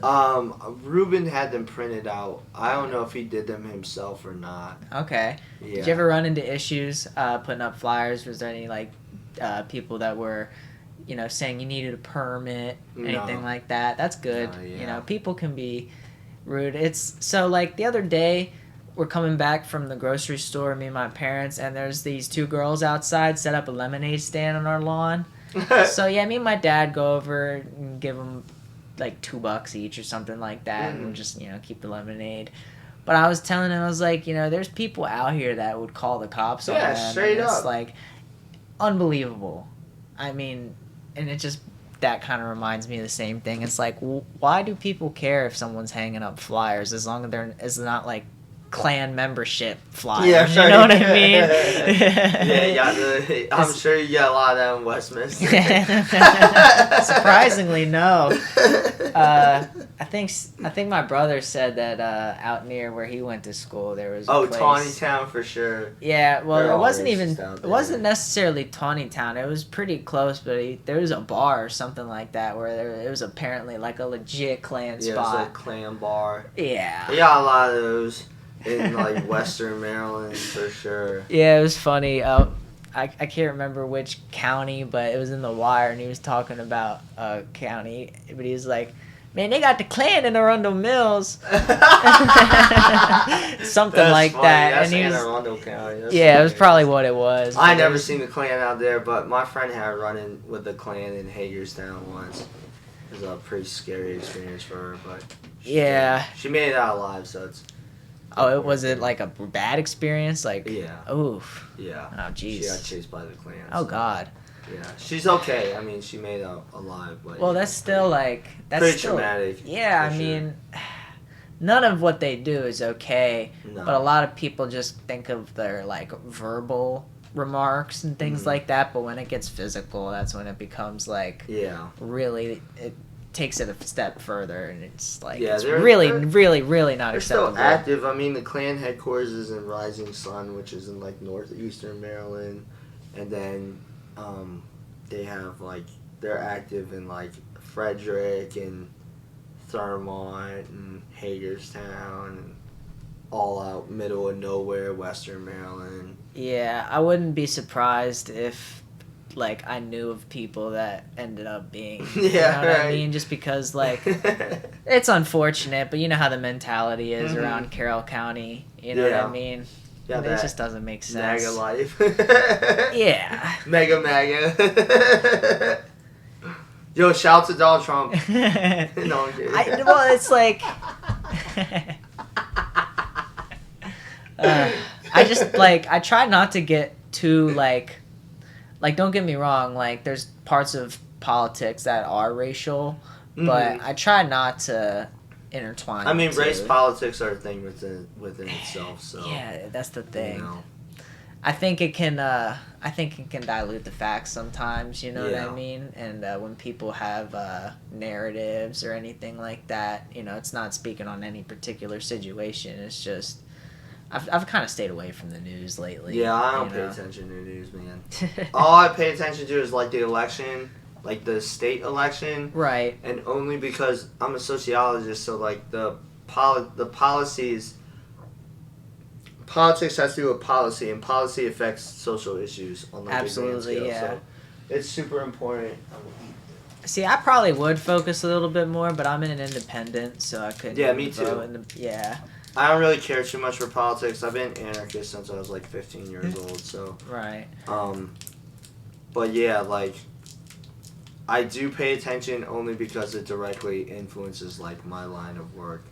Yeah. What I'm doing in life. See, like I watch a little bit of it, but I just can't sit and watch it in full. I can't watch it. You know? I just hear about it from like a third party or whatever. Yeah, I'm all for free choice. You know, I don't judge people who don't vote because I kind of understand why. You know what I mean? I would honestly. This is a controversy. Here you go, controversy on the podcast. I would rather you not vote than vote just to vote. Right. Don't make uninformed decisions that influence other people's lives. Yeah, I get what he's saying. If you saying. don't know, don't vote. Yeah. If you want to vote, educate yourself. Know who you're voting for. Know why you're voting. Know what you're voting on. And then please go ahead. Yeah, and see, vote. I made sure I got my research before I made my vote. It was my first time voting in this last election, and it's Nice. like, it was, I think we can all agree, a pretty hard decision. Oh, yeah. It was a lose-lose. Pretty much, you know, and it's like, here's the thing, right? There were aspects of America that were stronger under Trump, and there's aspects of America that were weaker, like the social aspects, you know And what I like mean? the environmental aspect. Right, and then there's parts of us now that are weaker than before, but then a lot of the social aspects are somewhat better. Somewhat. Not really. Yeah, then that's the thing. It's like, you know, I try not to get too political on here, but it's just, you know, Yeah. sometimes you got to, you know what I mean? But we're both kind of in the same boat. Yeah. It's like, I like to care about what actually matters, you know? Yeah. I watch the news and I'm like, this shit, why does this matter? Yeah. Why am I watching this right now? I agree. I'll like look at the news. I'm like, that's depressing, and then I'm Exactly. It's like basically society is driven by lots of fear porn, and once you really get a look of that, you know, and you realize like they just kind of push a lot to you to make you worried. You know what I mean? Like with these store outages and stuff like that, with like the shelves being empty. I told my parents, right, if you didn't constantly put on the news that we have all these shortages, people probably wouldn't flip out and go buy everything. Right. Report that all is fine. We have full stock of everything, and then people aren't going to be buying it by the dozen. Yeah, exactly. But if you tell people like, hey, toilet paper is going to be running out in a month, yeah. everybody's going to flip out, you know. And buy toilet paper. And I just realized like the more you sort of get in and believe, you know, everything, you know, I don't think it's fake news or anything like that, but it's like, just don't, you know, believe the whole narrative that's being pushed, you know. Right. People need to have free thought, you know what I mean? And I just realized. It's important that people think for themselves. It's important that people educate themselves, you know. We talk about, like, ignorance, right? So that's, like, one of the things that, like, people live in ignorance and, like, so from a Hare Krishna perspective, like, one of the things we talk about is karma, right? and it's like karma exists, and karma is like the law of nature. So it's like whether you know that karma exists or not, karma still exists, and so things are going to happen. So just because like you don't know about karma, it doesn't mean that karma isn't going to affect you. So that's like one of the things that we talk about in like Hare Krishna is like being very mindful of like our actions. You know, we have to be mindful of our thoughts, our words, and our actions because they all affect our karma and the energy that you put out. Exactly. Too. I and that's the thing. I've gotten super big on like energy when it comes to my like spirituality and religion. You know what I mean? It's like I don't take everything that I hear and read from the Bible quite literally. You know, because a lot like Noah's Ark, those sort of things. There's lots of things that seem like dramatized, like a lot of the stories. But it's like I said, I think they're to be interpreted. You know, I think they're meant to be, I think you're meant to, like, get messages out of them, you know? You're not meant to, like, literally, you're not meant to think about all the animals on the boat. You're supposed to think about, like, the symbolism and all that sort of stuff, you know? So that's where the free thought comes in. Yeah. All right, let me see where we were at. So funny, going back to like Mosh Against Addiction. I don't know if you knew this, but I tore my tendon in my hand that night. I think I remember that. Yeah, well, do you remember? I think you remember me saying like, I jammed my finger, but dude, I was in a brace for like months after God. that. There was a show we both went to like way back when. Yeah, my dad was there too. Yeah, I remember. That's where I met your dad for the first time. Yeah, that was a fun show. That was fun. Got rowdy. Now, I meant to mention this earlier about self-help. What do you think about the cheesesteaks in Philly? Do you think they're like... Dope. I can't lie. I probably need to go back and have it again, but like... I thought it was overrated. I'm gonna be honest. Like the spot we went to, I know it's meant to be like the legendary spot. Bro, we went to Gino's, didn't we? Yeah, we went to Gino's, or it was the other spot. I know I have the picture. It's Gino's and Pat's, but we went. I think to we went to Pat's actually. Oh yeah, we did go to Pat's. I'm not gonna lie, bro. Yeah, everybody tells me that. You know, I love. So I obviously like, I don't eat meat. Like I don't eat beef no more. So cheesesteaks are. Veggie cheesesteaks would be fine, but cheesesteaks are like off the table for me. But when I was eating meat, I love me some cheesesteaks. So Tony Luke's, that's my favorite cheesesteak spot. They got the thick cheesesteaks. They're real good. Where's that at? Out there? Yeah, it's up there in Philly. I forget exactly where in Philly. I forget the street, but it's up there in Philly. That's good. Ish Kabibbles was pretty decent. D'Alessandro's was pretty good the one time. You ever heard of Mediterraneo in Westminster? Mm-mm. So it's this like Italian pizza spot, but they have really, really good cheesesteaks. There's a cheesesteak spot down the street called The Real Thing in Towson. It's supposed to be super good, but I ain't never gonna know. Yeah. You're gonna have to try that for me and let me know. But yeah, honestly, like, I don't know if it's just because I grew up at this restaurant or what, or if it's just what I'm more acquainted to. I'm not saying, like, Pat's was bad. It was a good sandwich. It was pretty good, yeah. I went there expecting, like, the S tier of Yeah, Philly no, cheesesteaks. for sure. And That's I was what like, everybody this is mid. That's what everybody in Philly tells me. Yeah, don't go passing Gio's. That's just like tourist BS. Like, well, yeah, I'm sure back in the day when they first started, they were probably the best. But now it's probably just like serve them up, serve them up, serve them up. Straight up. You know? I mean, it's okay. It's decent. It's not bad, but it's not. I've been to better cheesesteak spots in Philly. Jimmy G's. Was it Jimmy G's? I think that's another spot. But yeah, Oregon Steaks is really, really good cheesesteaks. Yeah, really good cheesesteaks. Yeah, no, I was a cheesesteak connoisseur, man. I love Philly cheesesteaks. Yeah. I get down on all those. Food is a hobby. I love food. Yeah. Oh shoot, we gotta get sushi today. It's one of the best things about traveling too. Yeah. So we already talked about your first hardcore show, which funny enough was with my brother. Yeah. That's pretty cool. But I'm curious on like what was the first time you got into a mosh pit? The first time I got into a mosh pit, like ever? Yeah. Okay. Cause and then how long would you say it took you to like get your armor? You know. I would say excuse me. So I'd been to like a few metal shows before. I'd been to like my first hardcore show. Right. So I'd been in like mosh pits before. Yeah.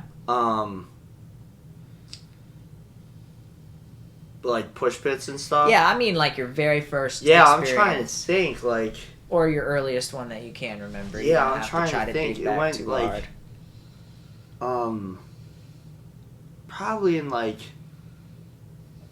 2014 or something. Okay. Yeah. But anyways, that was the first time. That show I went to with Steve for the first time.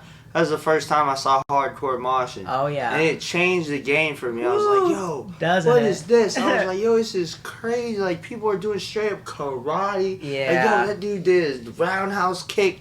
This dude did a cartwheel. I'm like, this is nuts. You need a moment. Like, I gotta do this. Uh-huh. So I was like, that's what I'm gonna do. I said, I'm gonna be the hardest mosher on the East Coast. Was that your mentality from day one? From day one. So was there no fear at all? I was. Did you need a second at all to look I got at hit a couple times. I ain't know how to mosh. I tried to ask Steve how to do it. I was doing stupid dummy mosh. Like, I looked like a fool out there. But, you know, I was able to lock it in. And, like, I just practiced. Like, honestly, I practiced in the a basement, lot. Yo. In the basement. I've done I that. would turn on, like, that. hardcore. I would get my rhythm down. I would get my moves down. And then I would go to shows and I would mosh with the new moves. Yeah, if you don't practice your two-step, you're going to be out there looking funny. I ain't have a good two-step until, like, the end. I was looking goofy out there, super uncoordinated. It's so funny because doing the running man. Yeah, you know, you think, like, you be thinking you look all right when you two-step alone. Yeah. And then you see a video. And you're like, oh, no. I remember that. Two-stepping, you gotta swing it. You gotta, like, ba, ba, ba. Yeah, I wish we had a camera. My man's getting it. But yeah, like and then you know I got the jersey, and once you had the jersey, it was game over. Bro. I was gonna say when did you officially like 2017? And also like, do you always wear like sweatpants with it too? I always wear sweatpants. Just in general. Well, when I mosh, yeah, because I want to bang my knees up and stuff like that. So. Okay, I had a question of if it was also like to help your agility because you be doing somersaults and I'd be doing cartwheels. Yeah, dude. Does it help with that? I wouldn't say so because like I moshed in shorts too, and I can get down in the shorts, but like I prefer the sweatpants because I don't like to like bang my knees, and you know I be getting up and everything, so I don't like to like get my knees all jacked up. Yeah, luckily I've not experienced like knee pain, dude. I've hit my like ass and my back though. And that's definitely not good to do. Bro, I jacked my knee up, but this is hardcore because I was doing a flip off the stage. I think that was during Knock Loose or something, and someone like I did the flip, and someone was like this, and they came up and they clipped my like ankle, and I hit my knees. And I was like, I was hurting. Yeah, I've gotten some pretty bad injuries at hardcore shows for sure. That was going to be my next question because Jake, when we brought you up in our episode, he said, you know, he probably just hasn't seen you get injured, so he's like, he's lucky he hasn't been seriously injured. What's been your worst injury? Mine was tearing my tendon. I got a concussion at a show one time, and I hit in the back of the head during This Is Hardcore. I was with this kid that I don't hang out with anymore. I'm not really going to mention his name, but like him and we went to This Is Hardcore in 2018. And I was like moshing and I had my back turned. I was walking away from the stage and this big dude came over and I think he was moshing. I don't think he did it on purpose, but he hit me in the back of the head. I went down all fours. Oof. And this kid who I was with, he picked me up and he put me on stage and he was like, everyone was like, yo, are you okay? Are you okay? And I was like, ugh. I don't know. And he was like talking to me and I was like, yo, where are we? Like, what is this? He was like, yo, This Is Hardcore. I was like, This Is Hardcore. Philadelphia. So we're in Philadelphia, and then I like start remembering That's things good. like real fast. Because And I was honestly, like, okay. I was like wobbly for a minute. I can imagine your friends when they like Sam doesn't know he's at a hardcore show. Oh God, oh God. And then my next question, it's about This Is Hardcore. Now I haven't been, but we gotta go. and I know, and you know how gifted Sonny is at making shows look. When I watch Sonny's videos of This Is Hardcore, I can only describe it as beautiful, utter chaos. Oh, for sure. Is it as intense as it seems there? Yeah. Yeah. No, it gets down. You gotta be afraid. It definitely gets down. Like some bands, like, okay, so one of the crazy things about This Is Hardcore, right? You know how people usually mosh like front to back? Well, people mosh diagonally there. So like you gotta be super super careful because the pit's always moving. So if you're like usually if you're moshing, you mosh in place, but like try not to move around too much. Is like that's how you get caught. Is like people are moving, like you're moving this way and they're moving this way, and then boom, like you get caught. So you just kind of want to pick your zone. So you just either want to move, like if you're moving this way, like you're fine, or if you're moving like this way, like you're fine, but don't move like, don't try and move like front this to way. back. Like yeah, like if you see people moving this way, if you see people moving like I said, people move diagonally, right? So it's like an X. So, like, if you're moving this way, you're always going to run into people. But if you just stay, like, I usually stay up front, and I just go across the front. I try not to be, like, stuck in the middle. Yeah. So, if I'm near a stage, I know where I'm at, and I can mosh, like, pretty steadily. Yeah, being aware in a mosh pit is your best bet. Yeah, you mosh just have to awareness have good eyes. You gotta have high key. I've seen some people get seriously injured. And you realize, not only through your own faults, but through other people's, that it's the most common cause of an injury in the mosh pit. It's just not being aware. Like, you can't just stand around the pit and just not know what's going on. Like, I saw a girl get kicked in the face, and she's like laying in the pool of blood. It was during Year Spent Cold up at what festival is that? We went to this festival. Me and my friends went to this festival, and was it Back to School Jam? No, not Back to School Jam. Oh my gosh. It was another fest that Mosh for a Pause. Okay. Yeah, we went in like 2018. My friend Kevin Oakley threw that fest. Shout out to Kevin Oakley, he's a GOAT. He's in Arizona now doing big things, so shout out to him. Good dude. Nice. But yeah, he threw that festival, and so during Year Spent Cold, this girl, she was drunk. She was like standing in the pit, and she got kicked in the face, and she's there. She's bleeding everywhere. They had to call an ambulance. She had to get stretchered off. Yeah, once the blood gets more than on your face, it's a problem. It was bad news. It was bad news. I'm pretty sure she survived, but yeah, it was bad news. Pretty sure. Let's hope. Yeah. Yeah. Shout out to that girl. Hope you're okay, wherever you are. So I want to talk about my first time getting in a mosh pit because it kind of ties into the next topic. My first time was at Warped Tour 2017, which you were at. Yes. It was at the Hatebreed set. Yeah, I threw a trash can there too. I think you were on the other far side, like further left than I was. I was on like the very far right of the pit. So, for people out there, I'll link a video of this. And so basically, Jamie says this is the part of the show where you politely and respectfully look at whoever is standing still and give them a little Warped Tour motivation in the pit. Yeah. And it was right then and there I knew this was going to be my first mosh pit. I was like, if I don't start pushing, I'm going to get pushed. Yeah, and then the giant circle pit happened. Well, he said, "You fucking bleed now." And, and then I just was like, okay, I just started pushing and pushing, and the further I got in, I noticed it got more intense. I've made the mistake of like definitely moving around too much, getting out of breath. Luckily, I didn't do it there. So I kind of like finagled my way out, and I was like, that was fun. Yeah. And then I see one person get carried out. Another person get carried out, and I'm like, whoa, these things can get intense. So I want to just talk about Warped Tour as a whole. Like, how many of those have you gone to? Went to two.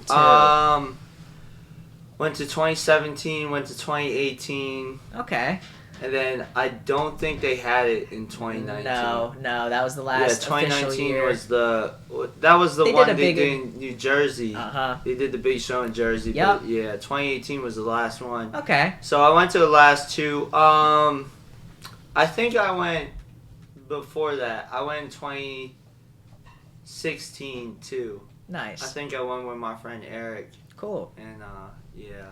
Yeah, I definitely wish that I got to go to a few more.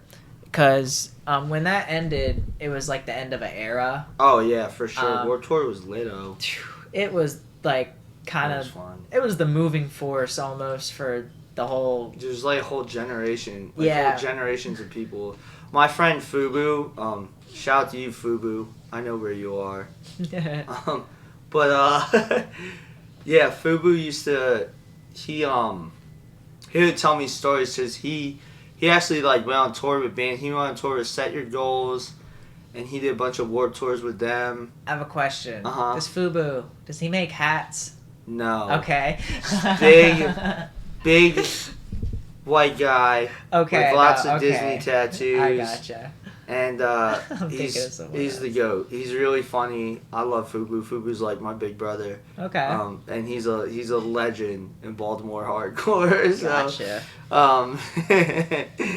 But yeah. So he used to tour with Set Your Goals. He toured with I think he toured with Newfound Glory for a little bit, if I'm not mistaken. And then I know he toured with like the Wonder Years and another pop punk band. But yeah, he's been all over the place, man. Yeah, pretty big. He's been all over the place. So he told me some of those cool stories about being on Warped Tour with the bands and stuff. Yeah. Yeah, I know. I used to get really deep into watching like the videos back then. I forget, like, I think there was like a little docu-series about it for a while on YouTube or something like that. But like, you know Brian Stars, the interviewer? I think so. Yeah, back in the day, he was like basically interviewing all the bands on Warped Tour and everything like that. He kind of got canceled, I think. Oh, but, no, that sucks. Yeah, well, he kind of fell off, I should say. Yeah. I don't really know what happened with him, but I started thinking about it, and I was like, man, he was probably like one of my first early inspirations for doing anything like this, you know? But I wanted to just talk about 2017 and maybe the other years you went. What were some like bands that you saw there that you were like really stoked about? I saw Knock Loose. I saw Guar. I saw Cruel Hand there. Nice. That wasn't on 2017. Dance Gavin Dance played in 2017, I think. I think Anti-Flag played that year. My friend's band, War on Women, I think they played either 2017 or 2018. Carnifex, Whitechapel, Acacia I saw Strain. Carnifex, yeah. I'm just naming off bands that I've seen that I really liked. Cruel Hand, Candiria played. Shout out to Candiria. Those are super homies. Love those dudes. New York hardcore forever. Yeah, I've seen so many bands play. Saw Attila. Absolutely, they were always like a huge part of Warped Tour. What sucks is I would have gone to see Attila, but we kind of got there just as they were starting to play, so I didn't get a chance to see them. But I actually kind of like walked past them. I remember that. I did see Carnifex that day. That was a good show. Played. Yeah, I wasn't as woke to a lot of bands as at the time because I didn't even know about Knocked Loose.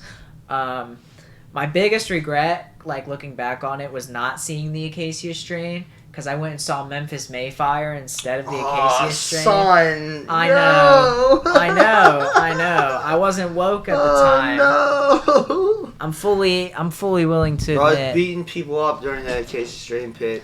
I know, and it's Me and Steve, we were beating people up. Yeah, if I could have, man, I would have gone back and go. Because my friends were even telling me like, "Yo, you should come," but I didn't even know them at the time, and honestly, I didn't even really listen to Memphis Mayfire anymore, but I knew who they were.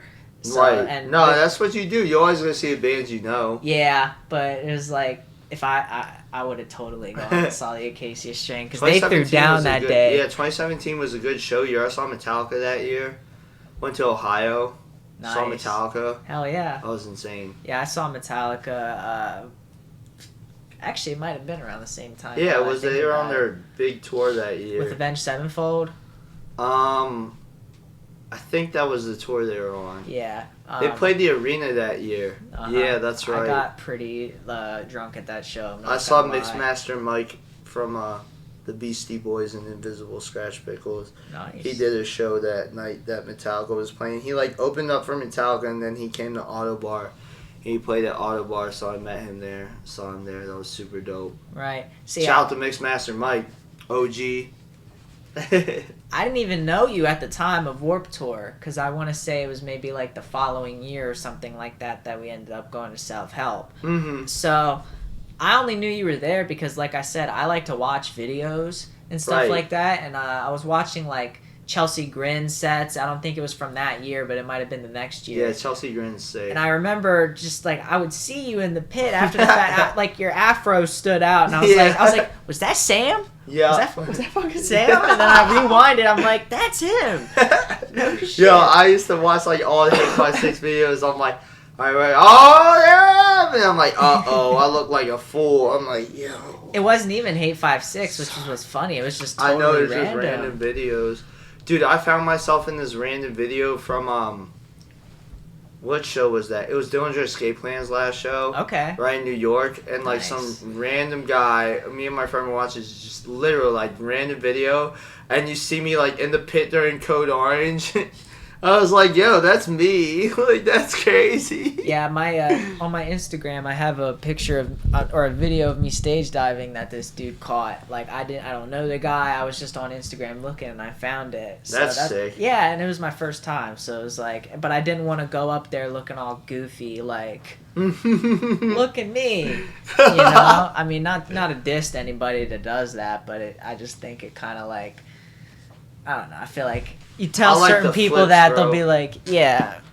I like to flip. I go fast and I stage up hard. I banged my head on the side of the stage one time. Yeah, you gotta be careful doing that sort of shit for sure. Yeah, that was during Death Fest. I was stage diving during Worm Rot and I jumped, but I flipped too close to the stage. I flipped into the stage. I hit my head on the side of the stage. Just lucky I didn't crack my head open. So I'm glad you brought up Death Fest because Goat we Festival. talked about the last year of Warped Tour kind of being the end of an era. Did you hear or did you see that Loudwire article where apparently this year might be the last year? yeah, I knew that going into it. Yeah. What's your kind of thoughts on that? Are you a little sad on that? Kind of, but not really, because I'm friends with Evan. Shout out to Evan. He's one of the organizers for Death Fest. Awesome guy. Awesome guy. Throws an amazing festival every single year. I went 2017, 18, 2017, 18, 19, and then this year. So this was Gotcha. my fourth Death Fest. And just so many great memories. I met so many cool friends, so many cool people. Seen so many amazing bands, bands I never thought I'd ever see. Huge Oh lineup. my gosh, the insane, roster.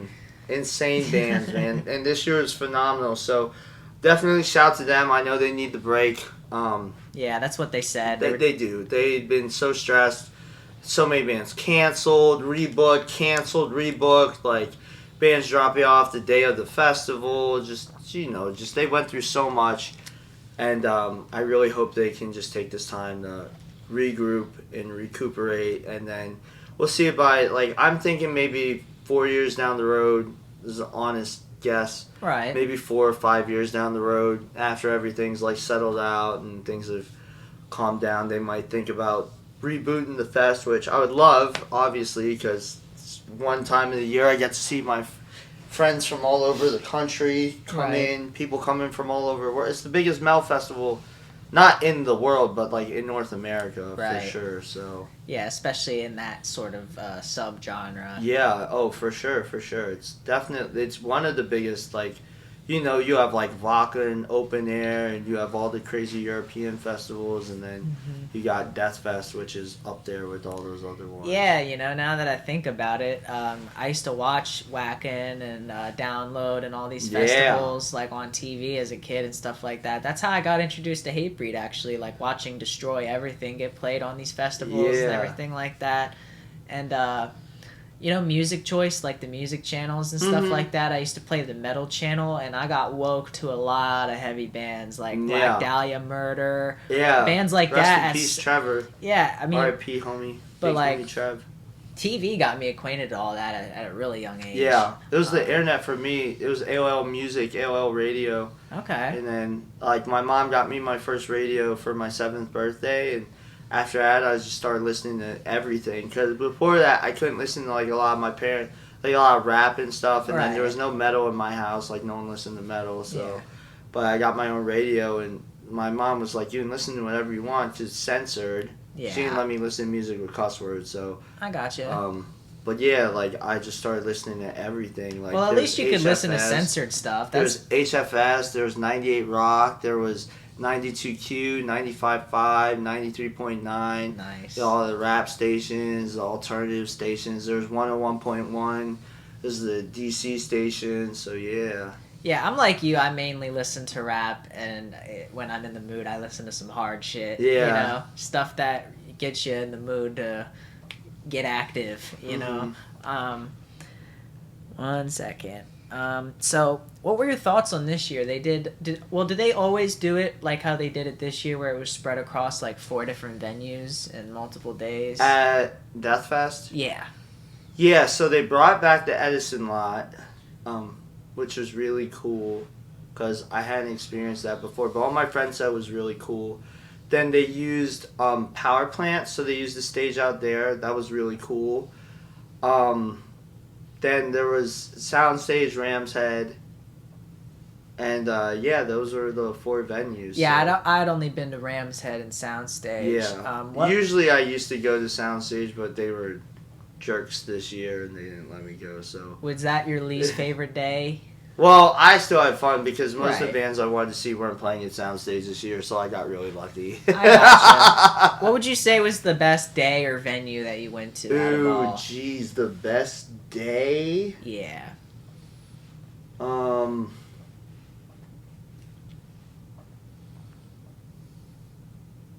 Friday and Saturday were super sick. Okay. Yeah. Friday and Saturday were super sick. Thursday's always really good. People sleep on Thursday, but Thursday goes hard. Yeah. So yeah, it was sick. I just had a great day. Like the whole festival was super fun. Favorite venue, Edison lot. Being in the lot was cool. They had a bunch of food trucks out there, vendors. They had alcohol. If you wanted to get drunk, you could get drunk. So yeah, that was fun.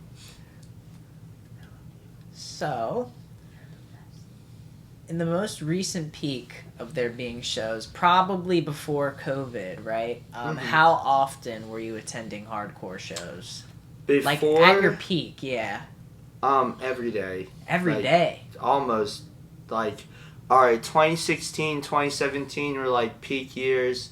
I was going to Sidebar pretty much like once a week, well, not like every day, but like probably 2-3 times a week. Okay. I was at Sidebar, and I was at Sidebar all the time. I lived there. That's why they called me Sidebar Sam. Yeah, so. I just noticed, like, before everything got shut down and things changed way more, you were out there, bro. Oh, I was out there. That's all I did was go to shows. That was my whole life. I know, man. That's why, like, when I had the idea of doing this podcast, you were, like, one of the first people that popped into my head because I was like, this dude's everywhere. Yeah. Like, literally, going back to the, seeing you on video and stuff, it's like I have a game called, like, Where's Sam? It's like Where's Waldo, except at hardcore shows, It'd be really funny.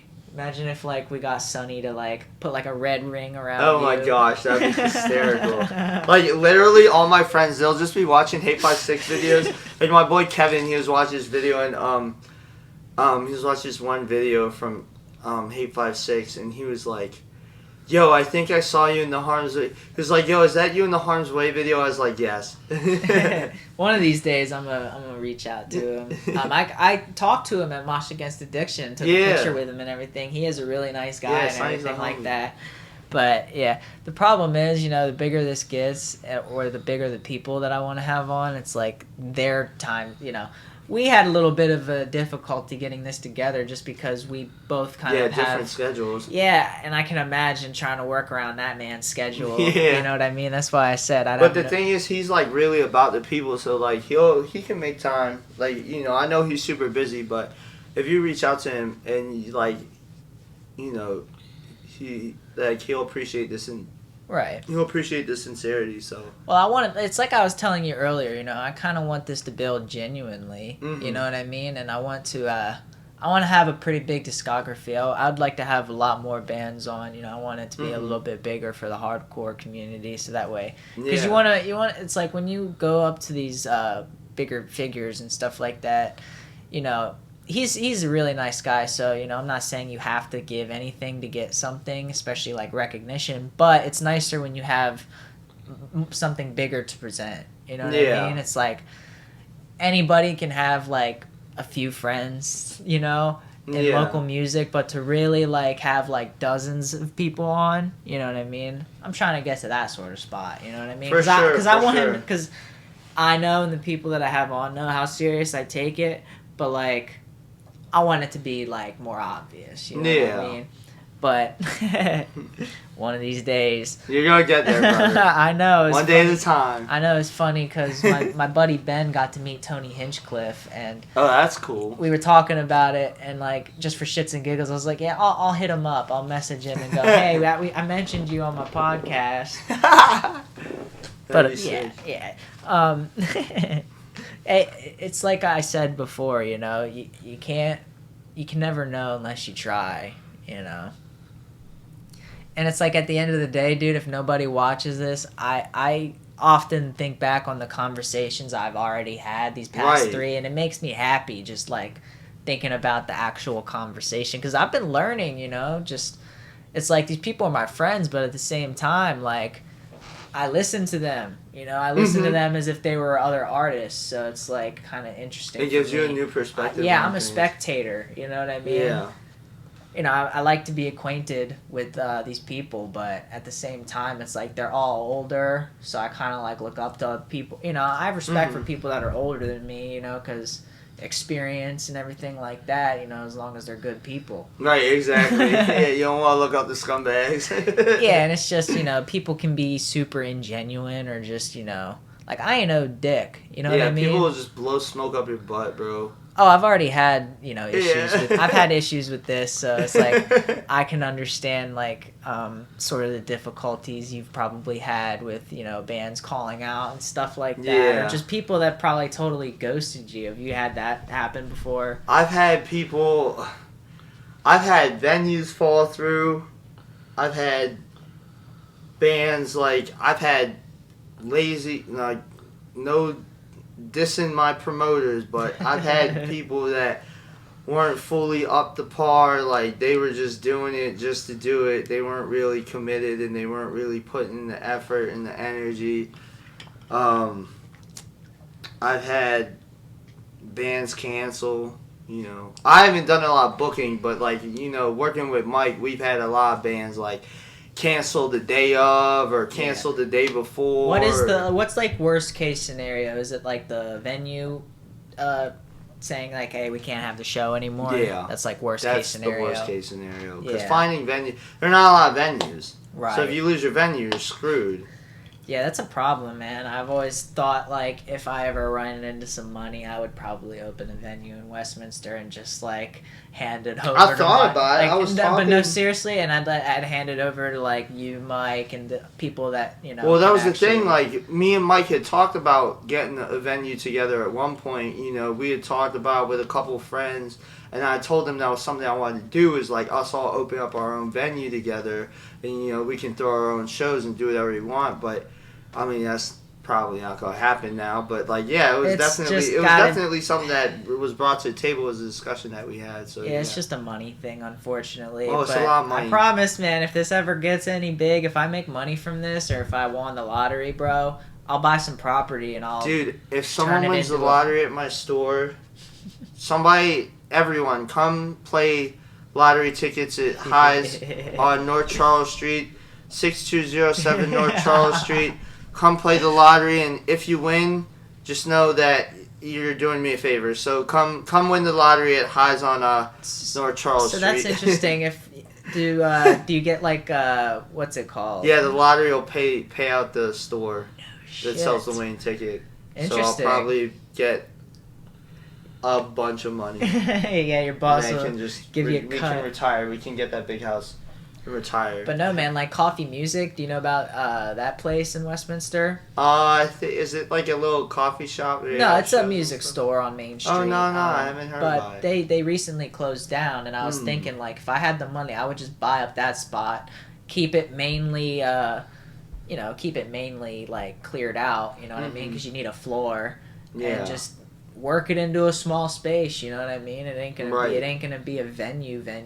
You know, it wouldn't be anything spectacular, but like we just need a spot. You know what I mean? Like a legit spot, and I would pretty much be open to anything happening there. You know? That'd be tight. Because like we had a show in Westminster at a cafe, and basically I got more clearance on this in the last episode. What happened was they got mad that there was a mosh pit there. Apparently they weren't aware of that. Oh, was that the B12 show? Yeah, it was the Birdie's Cafe show. I remember that. And it's like I can understand the point of the property owners, but you know, it's just unfortunate. You know, I mean, Westminster's kind of a small town, and you kind of have to think like, what happens if you start putting these big venues in and stuff like that? You know, will it gentrify the area? Yeah. But I don't know. I think if it's done right, you know, it could bring better scene back. You know what I mean? Yeah. Because it's like you said, there's just no spots, man. It's a problem that I've mentioned many times. So I want you to kind of like briefly touch on how bad COVID kind of messed things up. Were you Were you still in the promotion space before COVID happened? No, I kind of like fell off of hardcore at like the end of 2019. Okay. And like I still was going to shows in like 2020, but I wasn't doing no more like promotion stuff or anything. Okay. So the last show I went to was Sect in like March of 2020. It was like March 8th, 2020. It was Sect, Neolithic, Deep Rest, and this band High from Minnesota. They were really cool. So yeah, like it was pretty cool. Like I saw them at Autobar, and that was the last show I went to. And then before that, I went and saw Spite up in Philly with who played that? Varials played. Yeah, that was crazy. Varials played. Spite, Varials. Who's that band I really like from Connecticut? Oh God, what's the name of that band?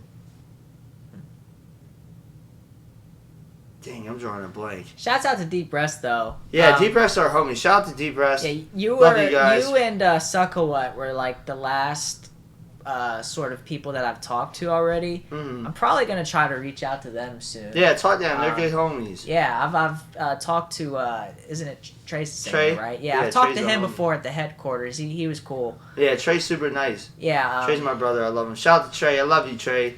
Yeah, Good man. Um, Shan, I love you too. Paul, love you, dog. Yeah, I love you guys. If y'all are listening, love to have you on. Tune in. Yeah, nah.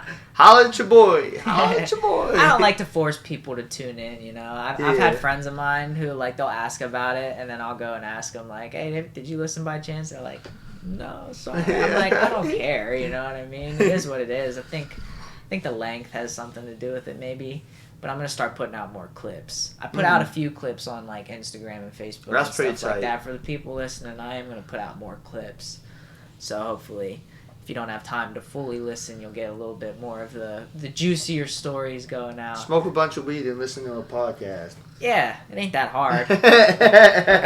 Use one of those YouTube download apps and just, that way you don't have to have your phone screen on. Just Right. listen at work. So did you notice at all, like, do you still kind of know what goes on in the promotion side of things? Not so much on the promotion side, but I kind of know what's going on. Right. So did you notice anything? Like, did you notice the dramatic downfall when COVID hit? Everybody had to stop throwing shows. Right. So, Did you notice, like, lots of cancellations early on? I noticed, like, well, first of all, like, it hit Baltimore pretty hard because we don't have a lot of venues. Right. So that's the first thing. So, like, venues were in deep trouble. Mm-hmm. Auto Bar almost closed. Sidebar's closed right now. Rest in peace, Sidebar. Hopefully it gets back up and running one day because that venue is my favorite venue of all time. Right. So, it just became more difficult. People weren't throwing shows as much. It was hard. Right. But yeah, like, and it wasn't just here, it was everywhere. Yeah. Like, yeah, for shows sure. went on until like March, and then after that, everything shut down, and nobody was doing anything anymore. Yeah. Did you kind of have a hard time with, because considering how many shows you were going to or used to go to? It was nice. It was nice to scale back and just relax and take a break. I needed to focus on myself. That's good. I was running away from a lot of my problems while going to shows, and I was spending a lot of money. A lot of money. Yeah. Like an absurd amount of money a year on shows. It's like Jake said, COVID either made you or it broke you. Yeah, no, he's right about that. You. Yo, shout out to Jake. Love you, dog. Hell yeah. So Juggalo Jake in the house. Whoop whoop. So now with promoting and just kind of being behind the scenes, do you also kind of work with any kind of safety at all? Do you have to worry about any of that? Nah, not really.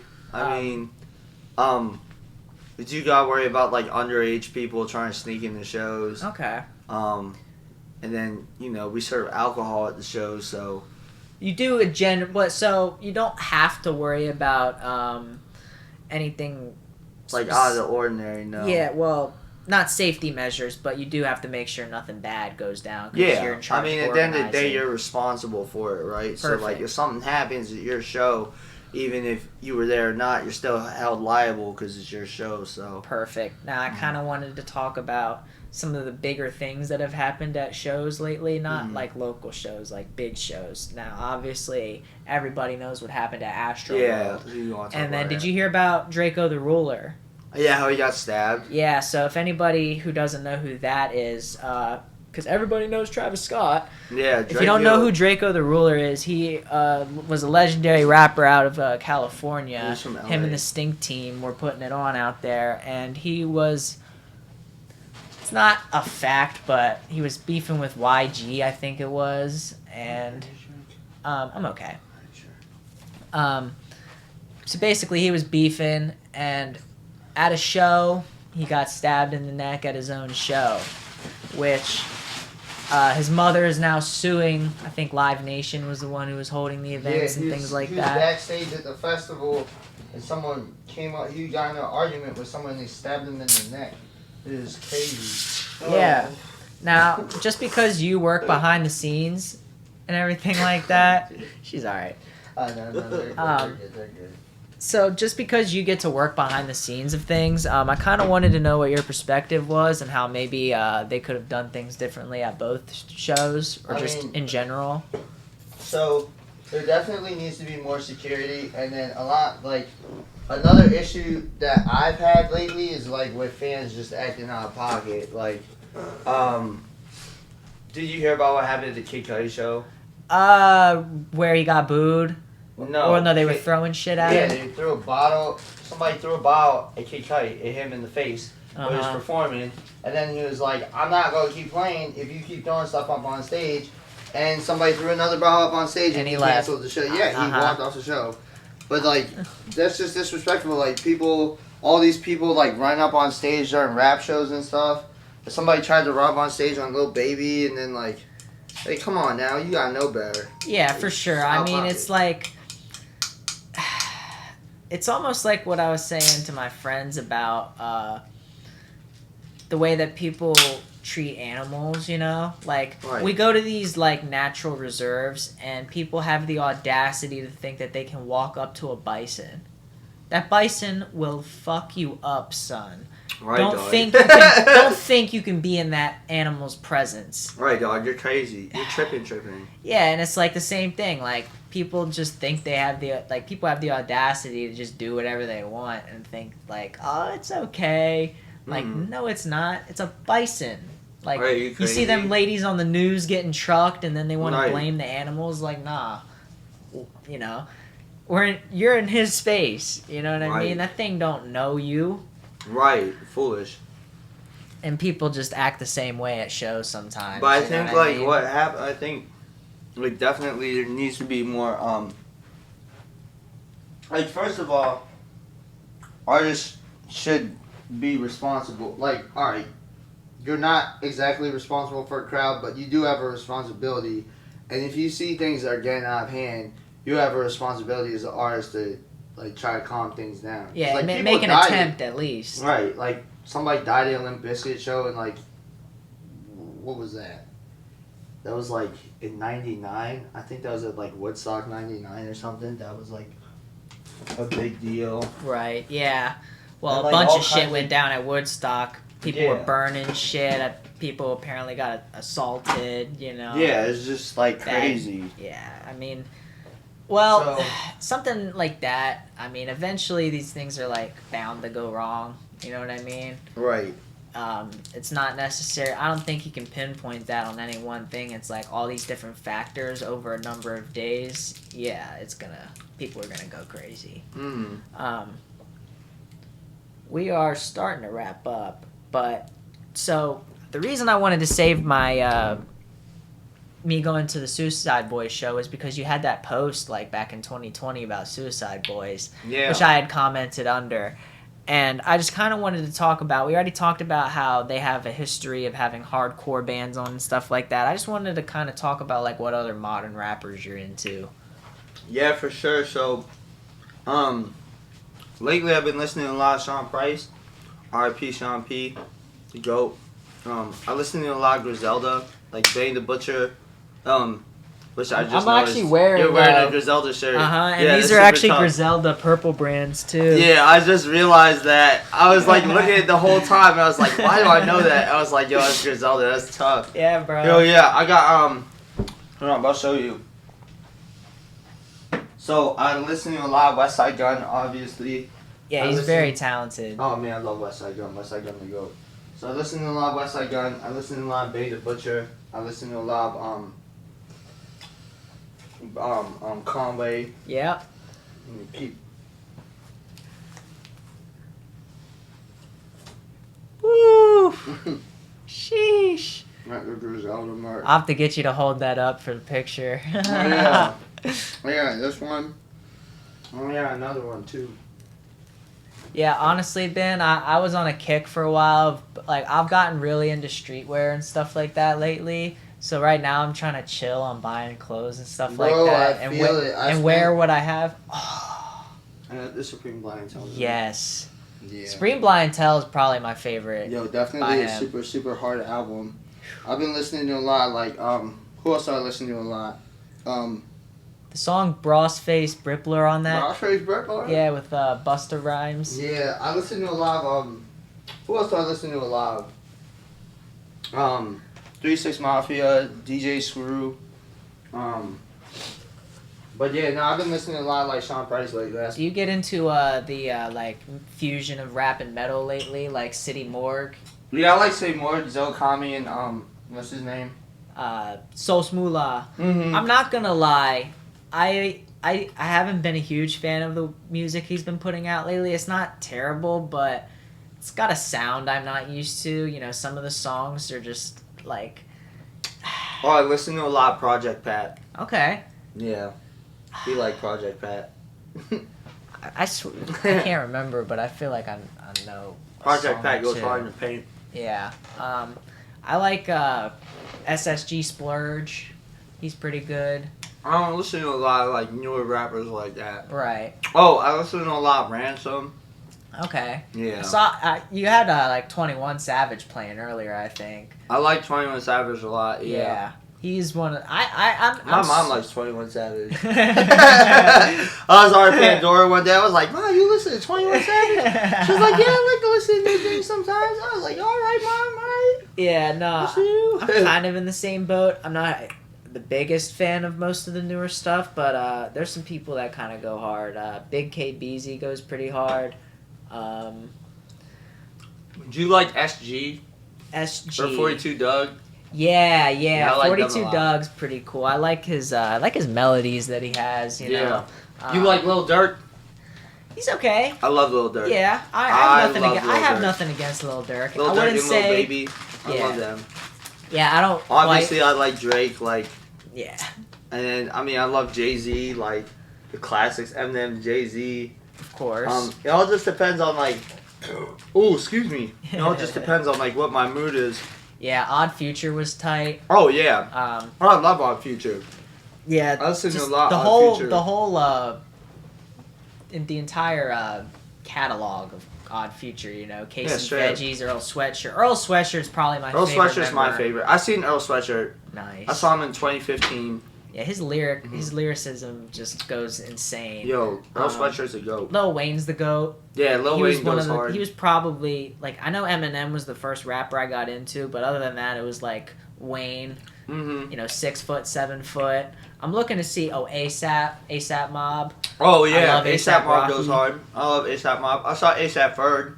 Nice. Mm-hmm. I got no mosh pit that show. There was a wall of death at that show. I lost my glasses and my phone. So I was talking to Jake about this. Do you think that like, do they be going hard at rap shows? Mm-hmm. Because I noticed, like, when I watch a lot of rap show pits, I'm kind of, like, looking at it like, It this depends is on the weak. show. Yeah, you know, I mean, you go to hardcore shows, like, real ones, and then you know, you start to look at pits differently. You know what I mean? Once you go to, like, pits where people are swinging their body. Yeah, no, rap shows go hard. It depends on who it is. Yeah. Du Bois is somebody I've been getting into. He's out from the Bay Area. My cousins put me on to him. Oh, that's tight.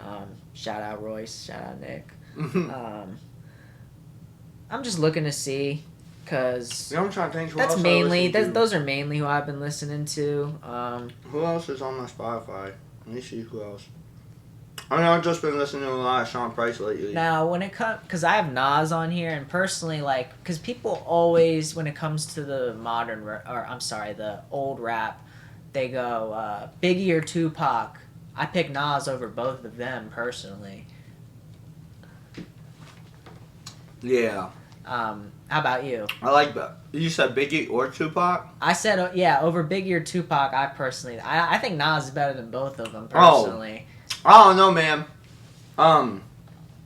It depends on what aspect you It's want to look different, at like- it. As a lyricist, I think, like, Nas is super sick, but, like, Tupac never put out a bad album. Agreed. Biggie never put out a bad album. Granted, Biggie only put out, like, 2 albums, but they're Right. both, like, perfect, right? Yeah, see, Biggie's sound, in my opinion, is better for a party. You know what I mean? Biggie's better to vibe out to. Tupac has better substance to his music. You know what I mean? He gets a little deeper about, I guess if you want to say political stuff, or just talking deeper about emotional things. You know what I mean? I mean, Biggie had, like, suicidal thoughts and stuff like that, but Yeah. you think Biggie, you think more of Hypnotize, Big Papa. They're always songs you hear at parties. Yeah, and stuff Biggie like that. goes hard. Like, Biggie goes hard. He revolutionized, like, gangster rap for East Coast. For sure. Nas is a gangster rapper. He's like a conscious rapper. Right, yeah.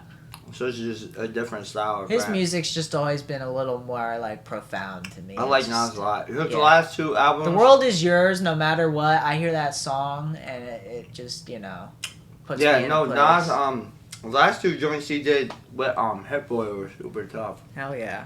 last 2 or 3 he did with Hit Boy were super tough. I was super into those. King's Disease 2, and Magic. They were all tough. Yeah, those 3 were tough. I like Nas a lot. Yeah.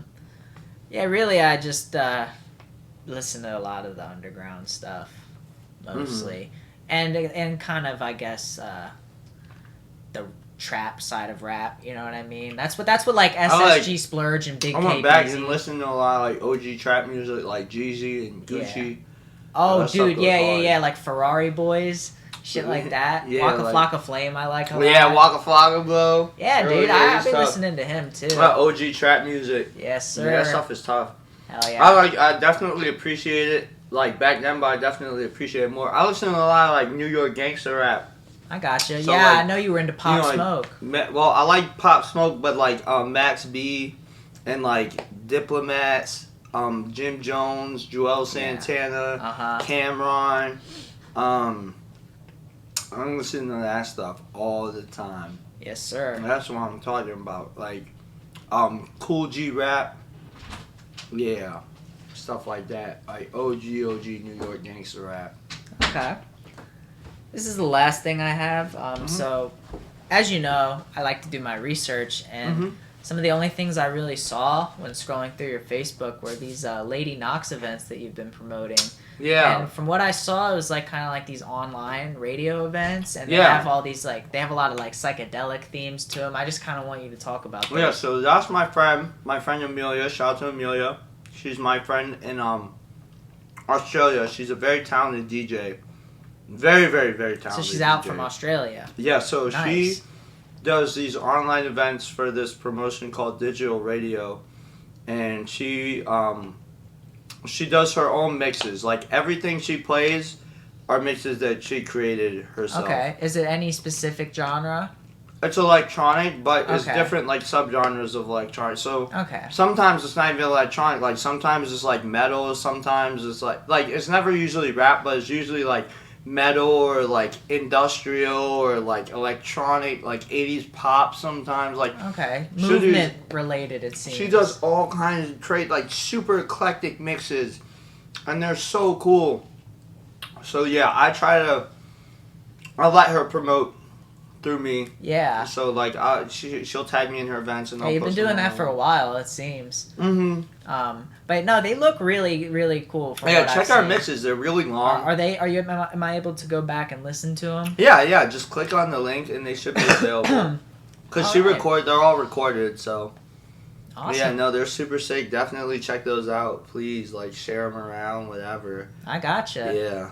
Have you ever heard of DJ Blend? He's on YouTube. I mean he's pretty big. I don't think so.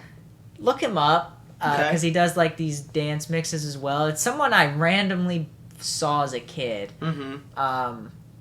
It's just interesting. I didn't know if you had heard of him or not, but just because you were talking about the mixes and stuff like that, I've been sort of diving back into it because, like I said, there's that Dead Mouse show that I saw. I love R.L. Grime. Have you ever heard of him? Yeah. R.L. Grime's sick. I've seen R.L. Grime, I think. I've seen him one time. Yeah. And then we were trying to book him for a Halloween show, but that didn't work those out. We wanted to book him and we wanted to book Nightmare, but they were both too expensive. And then we know Circle Talent. Like, Circle Talent's a huge agency out of like California, but we know Steve. Like Steve used to be this DJ called what was his name?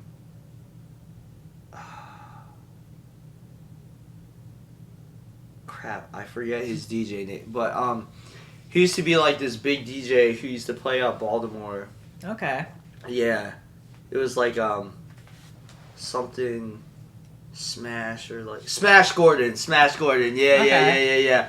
So that was his DJ name, and he was like a pretty big EDM DJ around Baltimore, but then he stopped like DJing and he opened up this talent agency, and I mean he books everyone. Look up Circle Talent and look at their roster, bro. They have freaking Circle Talent, bro. They have freaking ICP. Damn. They have the Circle Jerks. They have freaking everyone. Gotcha. They have Guar. Oh, wow. Yeah, no, it's insane. They have literally, like, everyone. Okay. And then, like, any DJ that you would like Nightmare, Datsick, whatever, you name them, They're all on Circle Talent, so Yeah. it's actually insane. Like, I'm pretty sure Stick to Your Guns is signed to Circle Talent. Oh, okay. Yeah, no, it's like absolutely insane. Nice. I had one more thing, if I can remember. Mhm. Maybe not. I will scroll through my notes once to see if I can get my memory jogged.